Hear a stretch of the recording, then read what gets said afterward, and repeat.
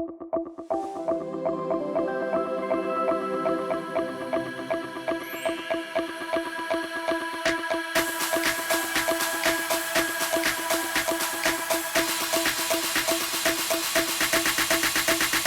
Students, welcome to knowledge campus. आज के अपने लेक्चर में हम लोग कस्टम ड्यूटी के बहुत ही इंपॉर्टेंट सेक्शन को स्टार्ट करेंगे। अभी तक पिछले क्लास में हम लोगों ने कस्टम ड्यूटी के बारे में जो भी ओवरव्यू अंडरस्टैंडिंग है वो हमने डेवलप कर ली। बेसिक कॉन्सेप्ट, डेफिनेशंस, मीनिंग, जो भी प्रोसीजर है, ये सारी चीजें हम लोगों ने स्टडी नोट्स के हेल्प से हम लोगों ने कवर कर लिया है। आज हम लोग न्यूमेरिकल की तरफ बढ़ेंगे आगे, और आज के लेक्चर में मैं आपको और भी कई इंटरेस्टिंग चीजें बताऊंगा। तो आज का जो हमारा टॉपिक स्टार्ट होने वाला है कस्टम ड्यूटी का, ये है taxable event and determination of duties. तो टैक्सेबल इवेंट क्या होती है, इसके बारे में तो मैंने पिछले क्लासेस में आपको बात ऑलरेडी समझा दी है, और ड्यूटी कैसे डिटरमाइन करते हैं वो आज हम लोग मेनली सीखने वाले हैं। तो चलिए फटाफट से रेडी हो जाइए, और अब मैं आपको जो भी समझाऊंगा इस पीडीएफ नोट से आपको बहुत ही ध्यान से सुनना है और समझना है। तो चलिए हम लोग आज के लेक्चर को स्टार्ट करते हैं। सबसे पहले समझिए टैक्सेबल इवेंट। ये जो टर्म है टैक्सेबल इवेंट, इसका मतलब क्या होता है? टैक्सेबल इवेंट का मतलब वो इवेंट, वो इंसिडेंस जब कस्टम ड्यूटी इंपोज हो जाती है, कस्टम ड्यूटी लेवी हो जाती है, उस इवेंट को बोलते हैं टैक्सेबल इवेंट। ठीक है, तो देखिए यहां पर क्या बताया गया है। Taxable event refers to event when liability to pay tax arises. जब एसएससी की या इंपोर्टर या एक्सपोर्टर की रिस्पॉन्सिबिलिटी या लायबिलिटी क्रिएट हो जाती है कि अब उसे ड्यूटी देनी है, कस्टम ड्यूटी का जो लायबिलिटी है वो इंपोज हो जाता है, तो इसी इवेंट को बोलते हैं टैक्सेबल इवेंट। ठीक है, ध्यान दीजिएगा। Taxable event refers to event when liability to pay the tax arises. बस इतना आप समझ लीजिएगा तो भी काफी है। चलिए, अब इंपोर्ट के लिए हमारे पास है सेक्शन 15 और एक्सपोर्ट के लिए होती है सेक्शन 16। तो अब हम लोग समझेंगे taxable event in case of import. Import के केस में टैक्सेबल इवेंट कब होती है, यानी अगर गुड्स की इंपोर्ट हो रही है, भारत के बाहर से किसी गुड्स को भारत में लाया जा रहा है, गुड्स की इंपोर्ट हो रही है, ऐसे में टैक्सेबल इवेंट क्या होगी और किस तरीके से हम लोग ड्यूटी का कैलकुलेशन करेंगे। तो सबसे पहले देखिए, अगर ध्यान से देखिएगा, ये बहुत इंपॉर्टेंट है, इसी के बेसिस पे आगे हम लोग कैलकुलेशंस करेंगे। ठीक है, तो अगर गुड्स इंपोर्ट हो रही है वेसल से, वेसल का मतलब क्या होता है? वेसल मतलब सी रूट। तो अगर सी रूट से इंपोर्टेशन हो रही है, सी रूट से इंपोर्टेशन हो रही है मतलब वेसल के थ्रू हो रही है, तो बताइए ये जो वेसल है वो कहां पर आएगी? कस्टम स्टेशन जो अप्रूव्ड है, जिसको हम लोग बोलते हैं कस्टम पोर्ट, तो कस्टम पोर्ट में आएगी। तो आप ध्यान से देखिए, ऊपर क्या लिखा है? Relevant date for determination of rate of duty. तो जो रेट ऑफ ड्यूटी है ये कब का लेंगे? जो रेट ऑफ ड्यूटी है मतलब कस्टम ड्यूटी की जो रेट होगी वो रेट कौन से दिन का लिया जाएगा? तो ध्यान से समझिए, जो रेट ऑफ ड्यूटी होगी ना वो रेट कब की होगी? यहां पर मैं लिख देता हूं rate of duty. Rate of duty कब होगी? ध्यान से देखिए, date of filing of bill of entry और entry inward, whichever is later. जिस दिन बिल ऑफ एंट्री फाइल की गई है, किसके लिए? For home consumption. ये चीज ध्यान रखिएगा, bill of entry for home consumption. तो जिस दिन होम कंजम्पशन के लिए बिल ऑफ एंट्री फाइल की गई है उस दिन का डेट, या फिर जो एंट्री इनवर्ड जिस दिन मिला है, एंट्री इनवर्ड जिस दिन इशू हुआ है उस दिन का डेट। ये दोनों डेट में से जो भी लेटर यानी कि बाद वाला डेट होगा वही डेट हम लोग लेंगे ड्यूटी के लिए। यानी जो लेटर डेट है उस लेटर डेट में जो भी रेट एप्लीकेबल होगा उसी रेट को हम लोग कंसीडर करेंगे। आपको समझ में आया? रेट ऑफ कस्टम ड्यूटी, ध्यान से सुनिए, रेट ऑफ कस्टम ड्यूटी कौन सा लगाएंगे, किस रेट से कस्टम ड्यूटी चार्ज करेंगे, वो रेट हम लोग उस दिन का लेंगे जो इन दोनों में से लेटर डेट होगा। यानी कि bill of entry for home consumption की जो डेट है और एंट्री इनवर्ड की जो डेट है, इन दोनों में से जो लेटर डेट है उस डेट की जो भी रेट ऑफ ड्यूटी होगी वो हम लोग ले लेंगे। अगर वेसल के थ्रू इंपोर्टेशन हो रही है। समझ में आया आपको? चलिए अगर आगे देखिए, अगर इंपोर्टेड बाय व्हीकल या इंपोर्टेड बाय एयरक्राफ्ट, वेसल के अलावा रोडवेज से यानी कि व्हीकल से अगर इंपोर्ट हो रही है या फिर एयरवेज से यानी कि एयरक्राफ्ट से अगर इंपोर्ट हो रही है, तो अगर रोडवेज से अगर इंपोर्ट होती है तो जो व्हीकल है वो कहां पर आएगी? वो आएगी लैंड कस्टम स्टेशन में। मैंने आपको बताया ना, रोडवेज के केस में जब इंपोर्ट होती है रोडवेज से तो व्हीकल कहां पर आकर स्टैंड करती है? लैंड कस्टम स्टेशन में। इसी तरीके से एयरक्राफ्ट के थ्रू एयरवेज से जब इंपोर्टेशन होती है तो एयरक्राफ्ट कहां पर लैंड करता है? कस्टम एयरपोर्ट में। ठीक है, कस्टम एयरपोर्ट में। ये जितने भी है ना, कस्टम पोर्ट, कस्टम एयरपोर्ट या लैंड कस्टम स्टेशन, ये जितने भी है ये सारे के सारे को हम लोग क्या बोलते हैं? Custom station. ये सारे के सारे क्या है? Custom station. तो अगर रोडवेज या एयरवेज से इंपोर्ट हो रही है तो फिर हम लोग रेट ऑफ ड्यूटी कौन सा लेंगे? तो डेट ऑफ फाइलिंग, देखिए फर्स्ट ऑप्शन सेम है, bill of entry for home consumption और arrival of the conveyance. Conveyance मतलब एयरक्राफ्ट या फिर व्हीकल जो भी है, ठीक है। तो जिस दिन कन्वेंस अराइव करती है, जो अराइवल है, कहां पर अराइवल, किस जगह पे अराइवल? कस्टम स्टेशन में। यानी कि अगर एयरक्राफ्ट है तो कस्टम एयरपोर्ट में जिस दिन अराइवल हो रहा है, व्हीकल है तो लैंड कस्टम स्टेशन में जिस दिन अराइवल हो रहा है। फिर से सुनिए, अगर एयरक्राफ्ट के थ्रू इंपोर्टेशन हो रही है एयरवेज से तो arrival at the custom airport, ठीक है। रोडवेज से अगर इंपोर्टेशन हो रही है तो व्हीकल अराइव करेगी जिस दिन, कहां पर? लैंड कस्टम स्टेशन में। तो जो अराइवल की डेट होगी उस डेट को और जो bill of entry for home consumption की जो डेट है, इन दोनों में से जो भी लेटर डेट होगी, इन दोनों में से जो भी लेटर डेट होगी उस लेटर डेट का हम लोग क्या करेंगे? रेट ऑफ ड्यूटी ले लेंगे। ध्यान से समझिए, अभी जो भी मैं बातें कर रहा हूं ये इंपोर्ट के लिए मैं बात कर रहा हूं। तो जब हम लोग गुड्स को इंपोर्ट करते हैं, जब हम लोग गुड्स को इंपोर्ट करते हैं, भारत के बाहर से भारत लेकर आते हैं, तो इंपोर्ट स्टार्ट कब होती है? अच्छा, आपको मैंने बताया था पिछले क्लास में भी, इंपोर्ट स्टार्ट कब होती है? इंपोर्ट स्टार्ट होती है जब कोई भी वेसल या aircraft territorial water of India में एंट्री ले लेता है। Territorial water of India Bharat की बेसलाइन से अगले 12 नॉटिकल माइल्स तक फैली होती है। तो जैसे ही टेरिटोरियल वाटर ऑफ इंडिया में कोई भी वेसल या एयरक्राफ्ट एंट्री लेता है, इंपोर्टेशन स्टार्ट हो जाती है। और ये कंप्लीट होती है जब importer bill of entry for home consumption file करता है। जब importer bill of entry for home consumption file करता है तो इंपोर्ट कंप्लीट हो जाती है। ठीक है, देखिए ये ऊपर लिखा भी हुआ है, आप एक बार देख लीजिए, ये ऊपर लिखा भी गया है। Import of goods commences when goods crosses Indian territorial water and gets completed when such goods are cleared for home consumption by custom authority. Territorial water of India में जैसे ही गुड्स वेसल या एयरक्राफ्ट से enter करती है, importation मान लिया जाता है कि स्टार्ट हो गया। और जब होम कंजम्पशन के लिए उस गुड्स को रिलीज करा दिया जाता है after making the payment of duty, तो फिर इंपोर्टेशन हो जाती है कंप्लीट। तो ये तो हो गई इंपोर्ट। ठीक है, इंपोर्ट का जो पूरा प्रोसेस है उसकी स्टार्टिंग और एंडिंग पॉइंट यहां पर मैंने आपको बता दी। ठीक है, अब किस रेट से ड्यूटी चार्ज करेंगे, कस्टम ड्यूटी कौन से रेट से लगेगी, इसके लिए हमें देखना पड़ेगा कि इंपोर्ट किस मीन्स से हुआ है, मतलब what is the mode of importation. Land base से हुआ है या एयर बेस से हुआ है या सी रूट से हुआ है, ये अपने को देखना पड़ेगा। तो अगर सी रूट से हुआ है यानी वेसल के थ्रू इंपोर्टेशन हो रहा है, तो जो वेसल है वो कहां पर आकर लैंड करेगी? कस्टम पोर्ट में। तो हम लोग क्या देखेंगे कि जो bill of entry for home consumption की डेट है और एंट्री इनवर्ड की जो डेट है, इन दोनों में से लेटर डेट कौन सा है? जो भी लेटर डेट होगा उस डेट के रेट को हम लोग ले लेंगे। ठीक है, इसी तरीके से व्हीकल या एयरक्राफ्ट के केस में जब व्हीकल लैंड कस्टम स्टेशन में अराइव करती है या एयरक्राफ्ट कस्टम एयरपोर्ट में अराइव करती है, उस अराइवल के डेट को ले लेंगे और bill of entry for home consumption के डेट को ले लेंगे और इन दोनों में से देखेंगे कौन सा डेट लेटर है। जो भी लेटर डेट होगा उस लेटर डेट के रेट ऑफ ड्यूटी को हम लोग ले लेंगे। समझ में आया आपको?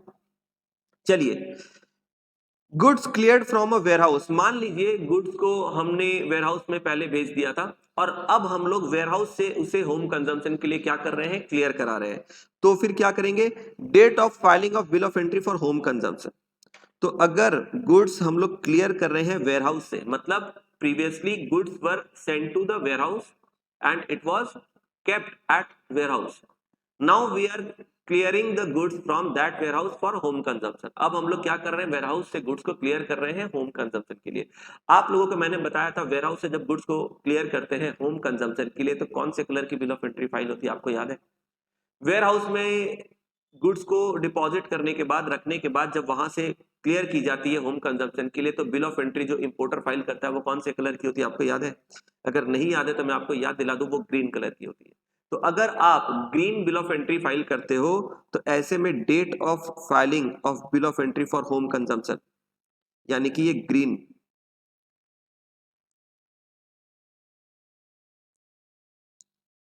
ठीक है। तो जो बिल ऑफ एंट्री आप फाइल करोगे होम कंजम्पशन के लिए, उस दिन के डेट की जो रेट होगी वो आप ले लोगे, ठीक है। बाकी किसी भी तरीके की कोई दूसरी गुड्स है, ठीक है, वो सभी के लिए क्या है, एनी अदर गुड्स के लिए date of payment of custom duty. Baggage, अगर पैसेंजर अगर कोई है वो अपने साथ कोई लगेज बैगेज वगैरह लेकर आता है तो इसके लिए ये सारी चीजें कोई एप्लीकेबल नहीं है। सेक्शन 15 यानी कि जो रेट ऑफ ड्यूटी वगैरह है ये एप्लीकेबल नहीं है, डज नॉट अप्लाई। पोस्ट या कुरियर वगैरह होती है इसके लिए भी ये एप्लीकेबल नहीं है, rate of duty does not apply, ठीक है। तो कोई भी ध्यान दीजिएगा, बैकेज या पोस्ट, इनके लिए सेक्शन 15 डज नॉट अप्लाई। तो मेनली आपको इंपोर्ट के केस में क्या ध्यान रखना है, इंपोर्ट के केस में आपको ध्यान रखना है वेसल के थ्रू इंपोर्ट हो रहा है या फिर व्हीकल या एयरक्राफ्ट के थ्रू इंपोर्ट हो रहा है। वेसल के थ्रू होगा तो फिर कौन से दिन का रेट लोगे, रेट आप लोगे एंट्री इनवर्ड या फिर bill of entry for home consumption में से जो भी लेटर डेट होगा उस दिन का आपको रेट लेना है। अगर व्हीकल या एयरक्राफ्ट के थ्रू इंपोर्ट होता है तो bill of entry for home consumption या फिर जिस दिन अराइवल हो रही है उस दिन का जो डेट में से जो लेटर डेट होगा उस दिन का रेट आपको लेना है, ठीक है। ये सिंपल चीज आपको ध्यान रखनी है इंपोर्ट के केस में। अभी जो भी बातें चल रही है सारी इंपोर्ट के केस में चल रही है। अब ये जो है ना इसको बहुत इंपॉर्टेंट लिखिए। अभी हम लोगों ने बात की, अभी हम लोगों ने क्या बात की, अभी हम लोगों ने बात की कि रेट ऑफ ड्यूटी कौन से दिन का लेंगे। अब देखो यहां पर क्या लिखा हुआ है, एक्सचेंज रेट एप्लीकेबिलिटी। देखिए जब ट्रांजैक्शन एक्सपोर्ट या इंपोर्ट की होती है तो आप किसी दूसरे कंट्री से गुड्स को लेकर आ रहे हो या फिर भारत से दूसरे कंट्री में गुड्स को सेल कर रहे हो, एक्सपोर्ट कर रहे हो, ठीक है। तो ऐसे में मल्टीपल करेंसीज के बीच में ट्रांजैक्शन हो सकता है ना। आपकी जो डोमेस्टिक करेंसी होम करेंसी है वो है क्या, आईएनआर यानी कि इंडियन रुपीस। पर जब आप इंपोर्ट करते हो तो हो सकता है कि आप जिस कंट्री से इंपोर्ट कर रहे हो उसकी होम करेंसी कुछ अलग है, जैसे यूएस डॉलर है या फिर पाउंड है चाइनीज येन, कुछ भी हो सकता है। बहुत सारे मल्टीपल करेंसीज है। या फिर जिस कंट्री में आप गुड्स को एक्सपोर्ट कर रहे हो उसकी भी करेंसी अलग हो सकती है ना। तो आईएनआर हमारी इंडिया की होम करेंसी है, इंडियन रुपी। पर अगर किसी दूसरे कंट्री के साथ इंपोर्ट या एक्सपोर्ट होती है तो वहां पर अलग करेंसी यूज होती है और उस इंटरनेशनल करेंसी को, उस फॉरेन करेंसी को हमें क्या करना पड़ता है, इंडियन करेंसी में कन्वर्ट करना पड़ता है। और कन्वर्ट करने के लिए हमें एक्सचेंज रेट का हेल्प लेना पड़ता है। अब एक्सचेंज रेट जो हम लोग अप्लाई करेंगे वो कौन से दिन का एक्सचेंज रेट हम लोग लेंगे, ये बहुत इंपॉर्टेंट है, ठीक है। क्योंकि न्यूमेरिकल में आपको कभी कभी फिगर जो है वो फॉरेन करेंसी में दिया रहेगा, मान लो कि डॉलर में या पाउंड में या यूरो में, ठीक है। तो वो जो फॉरेन करेंसी में जो दिया रहेगा ना अमाउंट, उसको आपको होम करेंसी यानी कि आईएनआर में, रुपीस में लेकर आना है। इसके लिए आपको एक्सचेंज रेट का हेल्प लगेगा। अब कौन से दिन का एक्सचेंज रेट हम लोग अप्लाई करेंगे, now this is very much important, ठीक है। तो अब नेक्स्ट हम लोग क्या जानने वाले हैं, एक्सचेंज रेट एप्लीकेबिलिटी, किस दिन की एक्सचेंज रेट एप्लीकेबल होगी। अब ये बहुत ध्यान से देखिएगा, इंपोर्ट के केस में, इंपोर्ट के केस में date of filing bill of entry is relevant. लेकिन यहां ध्यान दीजिएगा क्या लिखा है, फर्स्ट। अगर गुड्स की इंपोर्ट हो रही है, ध्यान से सुनिएगा, अगर गुड्स की इंपोर्ट हो रही है तो इंपोर्ट के केस में जो फर्स्ट बिल ऑफ एंट्री आपने फाइल की है, अच्छा बिल ऑफ एंट्री कितनी हो सकती है? दो हो सकती है, bill of entry for home consumption या फिर bill of entry for warehousing. जब गुड्स इंपोर्ट की जाती है तो कई बार इंपोर्टर उसे डायरेक्टली होम कंजम्पशन के लिए रिलीज करा लेता है व्हाइट कलर की बिल ऑफ एंट्री फाइल करके, जिसको बोलते हैं bill of entry for home consumption. लेकिन कभी कभी इंपोर्टर डायरेक्टली इंपोर्टेड गुड्स को होम कंजम्पशन के लिए रिलीज नहीं कराता, बल्कि उसे वेयरहाउस में कुछ दिन के लिए जमा करवा देता है। तो ऐसे में इंपोर्टर क्या करता है, येलो कलर की बिल ऑफ एंट्री पहले फाइल करता है और इंपोर्टेड गुड्स को वेयरहाउस में ट्रांसफर कर देता है। बाद में जब उसे वेयरहाउस से होम कंजम्पशन के लिए दोबारा रिलीज कराना होता है, तब वो ड्यूटी वगैरह पेमेंट करके ग्रीन कलर की बिल ऑफ एंट्री फिर से फाइल करता है और वेयरहाउस से गुड्स को रिलीज करा के क्लियर करा के वो होम कंजम्पशन के लिए लेकर जाता है। ठीक है, तो जो भी first bill of entry file की गई है, व्हाइट बिल ऑफ एंट्री हो या येलो हो, ठीक है, दो ही हो सकती है, व्हाइट कलर की बिल ऑफ एंट्री हो या फिर येलो कलर की बिल ऑफ एंट्री हो, इन दोनों में से जो भी first bill of entry file की गई है, उस दिन का जो डेट होगा उसी डेट का एक्सचेंज रेट आपको लेना है। तो एक्सचेंज रेट इंपोर्ट के केस में कौन से दिन का लेना है? जिस दिन first bill of entry file की गई है। अच्छा, इसी तरीके से अगर एक्सपोर्ट कर रहे हो आप, एक्सपोर्ट के लिए एक्सचेंज रेट कब का लोगे? जिस दिन शिपिंग बिल जिस दिन फाइल की गई है, date of filing of shipping bill. Shipping bill का मतलब क्या होता है? जो एक्सपोर्टर होता है ना, एक्सपोर्टर जब एक्सपोर्ट करता है तो एक्सपोर्ट करने के लिए वो शिपिंग बिल फाइल करता है। एक्सपोर्टर क्या फाइल करता है? शिपिंग बिल फाइल करता है कि मुझे ये सारा सामान क्या करना है, मुझे एक्सपोर्ट करना है, इसके लिए वो शिपिंग बिल फाइल करता है। जैसे कि importer bill of entry file करता है, बिल्कुल इसी तरीके से एक्सपोर्टर क्या फाइल करता है? एक्सपोर्टर शिपिंग बिल फाइल करता है। समझ में आया? तो जिस दिन शिपिंग बिल फाइल की जा रही है एक्सपोर्टर के द्वारा, उस दिन का जो एक्सचेंज रेट होगा वो आपको ले लेना है। तो एक्सचेंज रेट कब का लेना है बोलिए? एक्सचेंज रेट कब का लेना है? ध्यान से देखिए स्क्रीन पे, एक्सचेंज रेट कब का लेना है बोलिए? इंपोर्ट के केस में फर्स्ट बिल ऑफ एंट्री जो फाइल हुई है उस दिन का एक्सचेंज रेट लेंगे। एक्सपोर्ट के केस में शिपिंग बिल जब फाइल हो रही है एक्सपोर्टर के द्वारा, उस दिन का एक्सचेंज रेट लेंगे। ठीक है, ये चीज ध्यान रखना है। और एक खास बात आपको ध्यान रखना है कि कभी कभी एक्सचेंज रेट आपको क्वेश्चन के अंदर ना कई सारे दिए जाएंगे, तो आपको कौन सा एक्सचेंज रेट लेना है? Exchange rate declared by CBIC. CBIC का मतलब central board of indirect tax and custom is relevant, यानी कि जो सीबीआईसी ने जो एक्सचेंज रेट बताया है वही एक्सचेंज रेट आपको लेना है। कोई भी दूसरा एक्सचेंज रेट अगर प्रॉब्लम में दिया है आपको नहीं लेना है। You have to consider, you have to take only the exchange rate of CBIC. ठीक है, ये आपको ध्यान रखना है। अगर आपको इतनी बातें समझ में आ गई तो चलिए हम लोग एक प्रॉब्लम भी देख लेते हैं। ठीक है, चलिए अब हम लोग एक प्रॉब्लम भी देख लेते हैं। तो देखिए प्रॉब्लम नंबर 1 में क्या बोला गया है, ध्यान से देखिएगा सब लोग। ठीक है, ध्यान से देखिएगा। An importer imported some goods in the month of February 2023। एक इंपोर्टर है, उसने February 2023 में कुछ गुड्स को इंपोर्ट किया and the goods were cleared from Mumbai port for warehousing on 8th Feb 2023। यानी कि गुड्स मुंबई पोर्ट में आई, यानी कि क्या पता चल रहा है इससे? मुंबई पोर्ट बोला, इसका मतलब इंपोर्टेशन जो है वो वेसल के थ्रू हो रही है। ठीक है, तो वेसल के थ्रू इंपोर्ट हो रही है, अच्छी बात है। ये जो मुंबई पोर्ट्स में जो गुड्स आई, इसे हमने क्या किया? होम कंजम्पशन के लिए डायरेक्टली क्लियर नहीं कराया, हमने इसे वेयरहाउसिंग के लिए क्लियर कराया। वेयरहाउसिंग के लिए हमने कब क्लियर किया?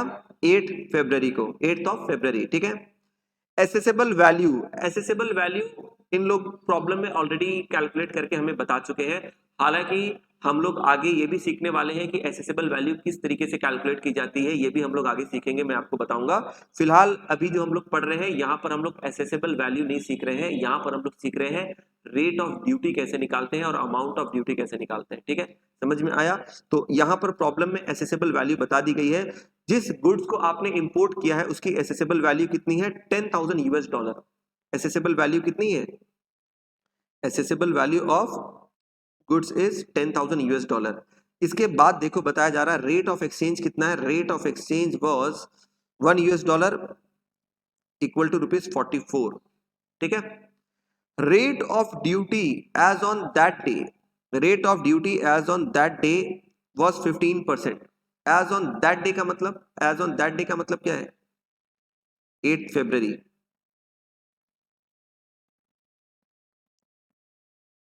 है ना, ये जो दैट डे है, दैट डे दैट डे का मतलब जिस दिन आपने गुड्स को वेयरहाउस में जमा करवाया 8 फरवरी को, उस दिन रेट ऑफ ड्यूटी कितनी थी?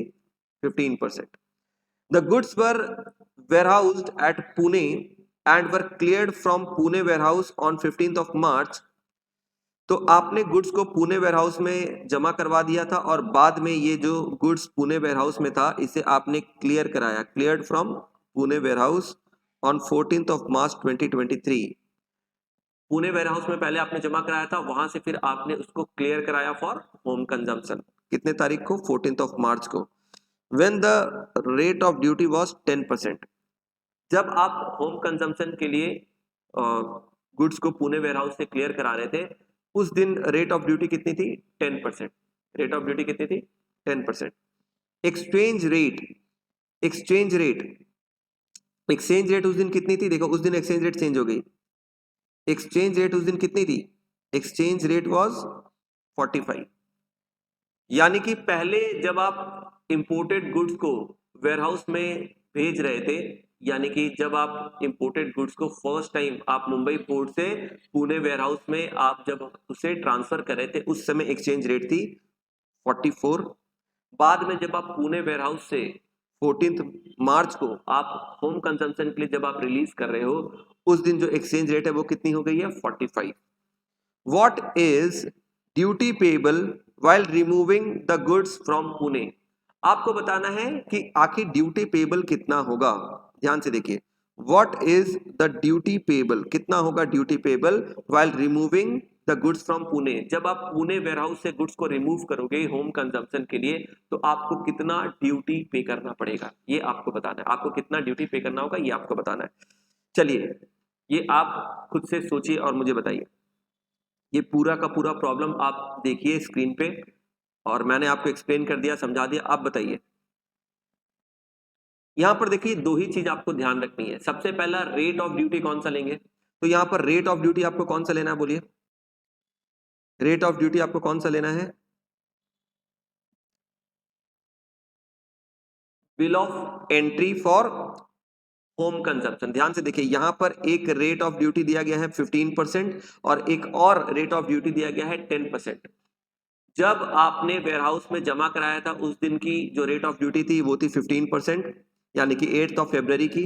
जब आप होम कंजम्पशन के लिए गुड्स को रिलीज करते हो यानी कि 14th मार्च को, उस दिन रेट ऑफ ड्यूटी है 10%। तो रेट ऑफ ड्यूटी आपको कौन सी लेनी है? व्हीकल से इंपोर्ट हुआ है, सॉरी वेसल से इंपोर्ट हुआ है, ये चीज ध्यान रखिएगा। सी रूट से इंपोर्ट हुआ है, वेसल से इंपोर्ट हुआ है, तो रेट ऑफ ड्यूटी कौन सा लेंगे? रेट ऑफ ड्यूटी कौन सा लेंगे? बोलिए, एंट्री इनवर्ड की जो डेट होगी या फिर bill of entry for home consumption की जो डेट होगी। तो bill of entry for home consumption कब फाइल हुआ था? प्रॉब्लम देखकर मुझे बताइए। Bill of entry for home consumption कब फाइल हुआ था? मुझे बताइए। Bill of entry for home consumption कब फाइल हुआ था? बताइए। आप में से जिन लोगों ने भी सोचा 14th मार्च, आप सभी लोग सही हो, क्योंकि वेयरहाउस से जब हम लोग गुड्स को क्लियर कराते हैं तभी तो bill of entry for home consumption file करनी पड़ती है, ग्रीन कलर की। तो bill of entry for home consumption हमने फाइल किया था 14th मार्च को, तो रेट ऑफ ड्यूटी भी हम लोग किसका लेंगे? 14th मार्च का, यानी कि हमारे लिए जो रिलेवेंट रेट ऑफ ड्यूटी है वो हो जाएगी 10%। कितनी हो जाएगी? 10%। समझ में आ रहा है? आप लोग बोलोगे सर यहां तो डेट ऑफ एंट्री इनवर्ड बताया नहीं है, तो कैसे करेंगे? जब आपने प्रोविजन दिखाया था वहां पर लिखा हुआ था कि डेट ऑफ एंट्री इनवर्ड या फिर date of filing bill of entry for home consumption, whichever is later. तो यहां तो वो समझ नहीं आ रहा है, डेट ऑफ एंट्री इनवर्ड तो दिया नहीं गया है। देखो डेट ऑफ एंट्री इनवर्ड जो होता है ना, ये जब वेयरहाउस में ऑलरेडी गुड्स मुंबई पोर्ट में पहले गुड्स आया, गुड्स आकर फिर वो पुणे वेयरहाउस में चला गया, तो ऑब्वियस बात है जब गुड्स अनलोड हो रही है इसका मतलब एंट्री इनवर्ड पहले मिल चुकी होगी। ध्यान से समझो, जब तक प्रॉपर ऑफिसर एंट्री इनवर्ड नहीं देगा तब तक जो पर्सन इंचार्ज है वो गुड्स की अनलोडिंग नहीं कर सकता वेसल से। तो वेसल से गुड्स की अनलोडिंग हो ही नहीं सकती अगर अगर क्या अगर एंट्री इनवर्ड प्रॉपर ऑफिसर ने नहीं दिया। तो अगर प्रॉपर ऑफिसर ने एंट्री इनवर्ड दे दिया होगा उसके बाद ही तो गुड्स की अनलोडिंग हुई ना। तभी तो पर्सन इंचार्ज गुड्स को अनलोड करा पाएगा और उसे वेयरहाउस में जमा करा पाएगा। तो यहां पर एंट्री इनवर्ड की डेट नहीं बताई गई है, पर ये तो तय है कि एंट्री इनवर्ड जरूर पीओ ने दे दिया होगा, तभी पर्सन इंचार्ज ने गुड्स को अनलोड कराया है और इसके बाद वेयरहाउस में, पुणे वेयरहाउस में उसने जमा कराया है। ठीक है, अब जो भी इसकी डेट होगी, पुणे वेयरहाउस में जमा कराने के पहले एंट्री इनवर्ड मिल चुका है। ध्यान से सुनिए मैं क्या बोल रहा हूं। पुणे वेयरहाउस में गुड्स को डिपॉजिट कराने के पहले एंट्री इनवर्ड ऑलरेडी पीओ ने, प्रॉपर ऑफिसर ने रिलीज कर दिया, इशू कर दिया। अब date of filing bill of entry for home consumption, ये तो उसके बाद ही होगी ना, उसके बाद ही तो होगी ना। वेयरहाउस में जाने के बाद bill of entry for home consumption file हुई है, वेयरहाउस, पुणे वेयरहाउस में जाने के बाद, उसके बाद ही तो bill of entry for home consumption file हुई है। आप ध्यान से समझिए, पहले जो वेसल है, मेरे बात को सुनिए, अगर किसी को भी कंफ्यूजन हो रहा है प्लीज मेरे बात को सुनिए।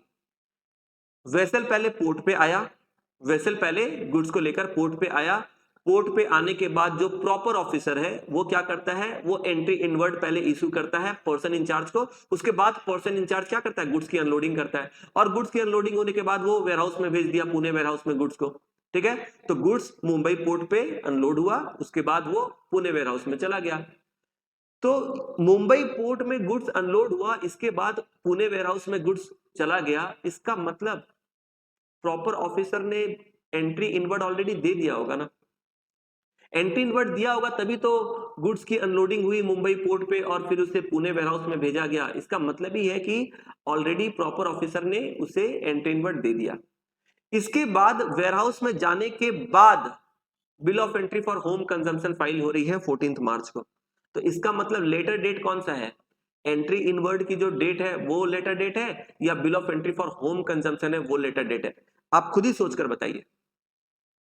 Bill of entry for home consumption तो पुणे वेयरहाउस में गुड्स जाने के बाद फाइल की गई है, यानी कि पुणे वेयरहाउस से हम लोग जब गुड्स को रिलीज कर रहे हैं, क्लियर कर रहे हैं, उस समय bill of entry for home consumption file हो रही है 14 मार्च 2023 को। लेकिन उसके पहले ही एंट्री इनवर्ड पीओ ने इशू कर दिया होगा पर्सन इंचार्ज को।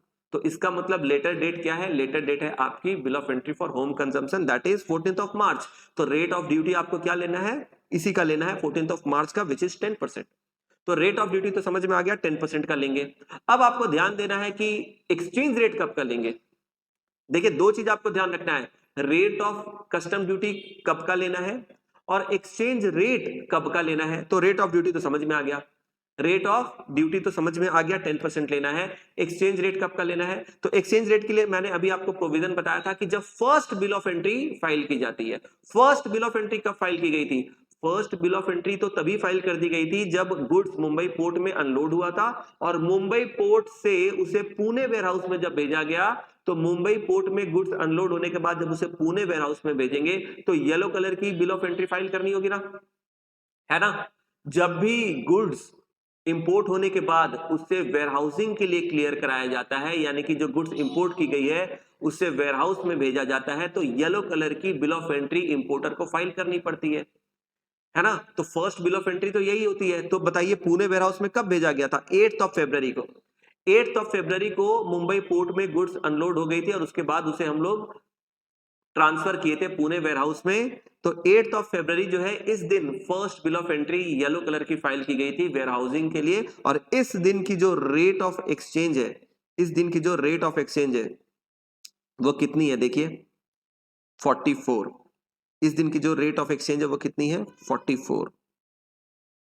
तो आपको एक्सचेंज रेट लेना है 44 और आपको रेट ऑफ ड्यूटी लेनी है 10%। इतना आपको क्वेश्चन में पढ़ के खुद से समझना पड़ेगा। अगर एग्जाम में इस तरह के छोटे से क्वेश्चन आ जाते हैं बनाकर, तो आपको इस क्वेश्चन को ध्यान से पढ़ना है और जो प्रोविजंस लॉ में बताए गए हैं, कस्टम एक्ट में जो रूल्स और प्रोविजंस बताए गए हैं, उनको आपको ध्यान से याद करना है और यहां पर अप्लाई करना है। ठीक है, तो अभी मैंने आपको पूरा आराम से एक्सप्लेन करके समझा दिया। पहले प्रोविजन समझाया, उसके बाद प्रॉब्लम समझाया। अब देखिए यहां पर सोल्यूशन भी है, सोल्यूशन भी है। तो जो गुड्स की जो वैल्यू थी वो कितनी थी, प्रॉब्लम में दी गई है, गुड्स की जो वैल्यू थी वो कितनी थी, गुड्स की वैल्यू थी 10,000 यूएस डॉलर, है ना। ध्यान से देखिए, मैं आपको सॉल्यूशन दिखा रहा हूं। गुड्स की वैल्यू थी 10,000 यूएस डॉलर और हमें रेट कौन सा लेना है, ऊपर मैंने आपको बताया था रेट कौन सा लेना है, 44। तो हमने 10,000 यूएस डॉलर को 44 के रेट से मल्टीप्लाई कर दिया, तो हमारा जो वैल्यू है वो आ गया इंडियन रुपीस में 4,40,000। ठीक है, ये हो गई हमारी एसेसिबल वैल्यू। पहले प्रॉब्लम में जो एसेसिबल वैल्यू दी गई थी वो डॉलर में थी, हमें उसे होम करेंसी यानी कि इंडियन रुपीस में लेकर आना है। इसके लिए हमें एक्सचेंज रेट से मल्टीप्लाई करना पड़ेगा। तो हमने एक्सचेंज रेट 44 से 10,000 यूएस डॉलर को मल्टीप्लाई कर लिया। एसेसिबल वैल्यू हमारी इंडियन रुपीस में आ गई 4,40,000। समझ में आया सबको? ये सारी चीजें देखिए, प्रॉब्लम में 10,000 यूएस डॉलर दिया हुआ है, 44 का रेट कैसे आया वो भी मैंने आपको बता दिया, ये सारी चीजें मैंने आपको बता दी। अब ये एसेसिबल वैल्यू जो 4,40,000 है, इसमें हम लोग क्या करेंगे, कस्टम ड्यूटी लगाएंगे, कस्टम ड्यूटी ऐड करेंगे, है ना।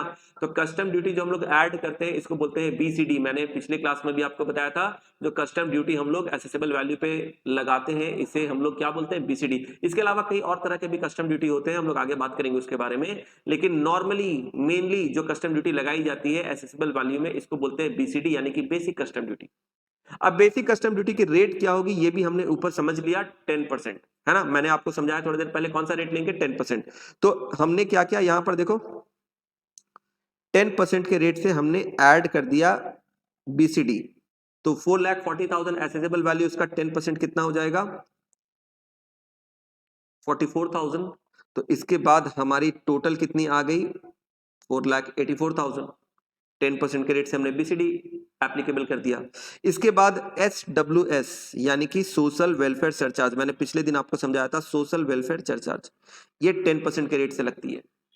पिछले क्लास में जब हम लोग बातें कर रहे थे तो पिछले क्लास में मैंने आपको सोशल वेलफेयर सरचार्ज के बारे में बताया था, जो कि 10% से लगती है इंपोर्ट के केस में। एक्सपोर्ट में SWS नहीं लगता है, ठीक है, याद रखिएगा। इंपोर्ट के केस में सिर्फ SWS लगाई जाती है। किस रेट से लगाई जाती है, 10% के रेट से। 10% किसका, ये जो आपकी बीसीडी है उसका, ठीक है। बीसीडी का जो 10% होगा वही आपकी क्या बन जाएगी, SWS। तो बीसीडी हमारा कितना निकला, बीसीडी निकला 44,000। 44,000 का 10% अगर आप ले लेते हो, ध्यान से देखो, 44,000 का अगर आप 10% ले लेते हो तो ये कितना बन जाएगा, 4,400। आप इसे टोटल कर दो तो इसका टोटल कितना आ जाता है, 4,88,400। 4,88,400। समझ में आया? अब क्वेश्चन में क्या पूछा गया था, what is duty payable. Question में क्या पूछा गया था, व्हाट इज ड्यूटी पेएबल। आपको कितना ड्यूटी पे करना है। तो आपको कितना ड्यूटी पे करना है, ध्यान से देखिए। एक तो आपको कस्टम ड्यूटी बीसीडी बीसीडी पे करना है 44,000 का। इसके बाद आपको SWS पे करना है 4,400 का। इन दोनों को अगर प्लस कर देंगे तो हमारा टोटल ड्यूटी पेबल आ जाएगा। टोटल ड्यूटी पेबल आएगा कि नहीं आएगा, समझ में आ रहा है आपको? तो क्वेश्चन में पूछा गया है what is the duty payable while removing the goods from Pune.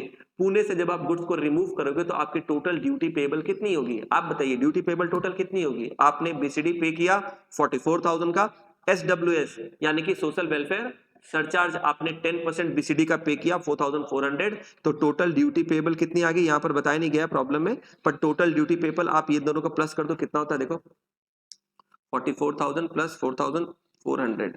Total duty payable हो जाएगी 48,400। 48,400। तो यहां पर मैं लिख देता हूं, ये जो ड्यूटी पेबल है ये हो जाएगी 44,000 प्लस 4,400 इक्वल्स टू रुपीज 48,400।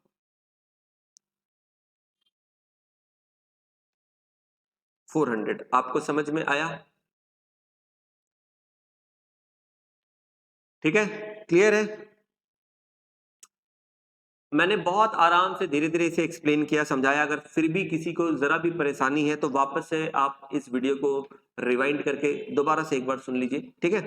तो मेरे ख्याल से और भी अच्छे से आपको समझ आ जाएगा। बाकी इसमें ऐसा कुछ भी टेक्निकल नहीं है, बस आपको प्रोविजन ठीक से पता होने चाहिए। तो प्रॉब्लम नंबर 1 आई थिंक ये आप लोगों के लिए अब हो चुका। Problem number 1 is done. अब चलिए हम लोग आते हैं प्रॉब्लम नंबर 2 में।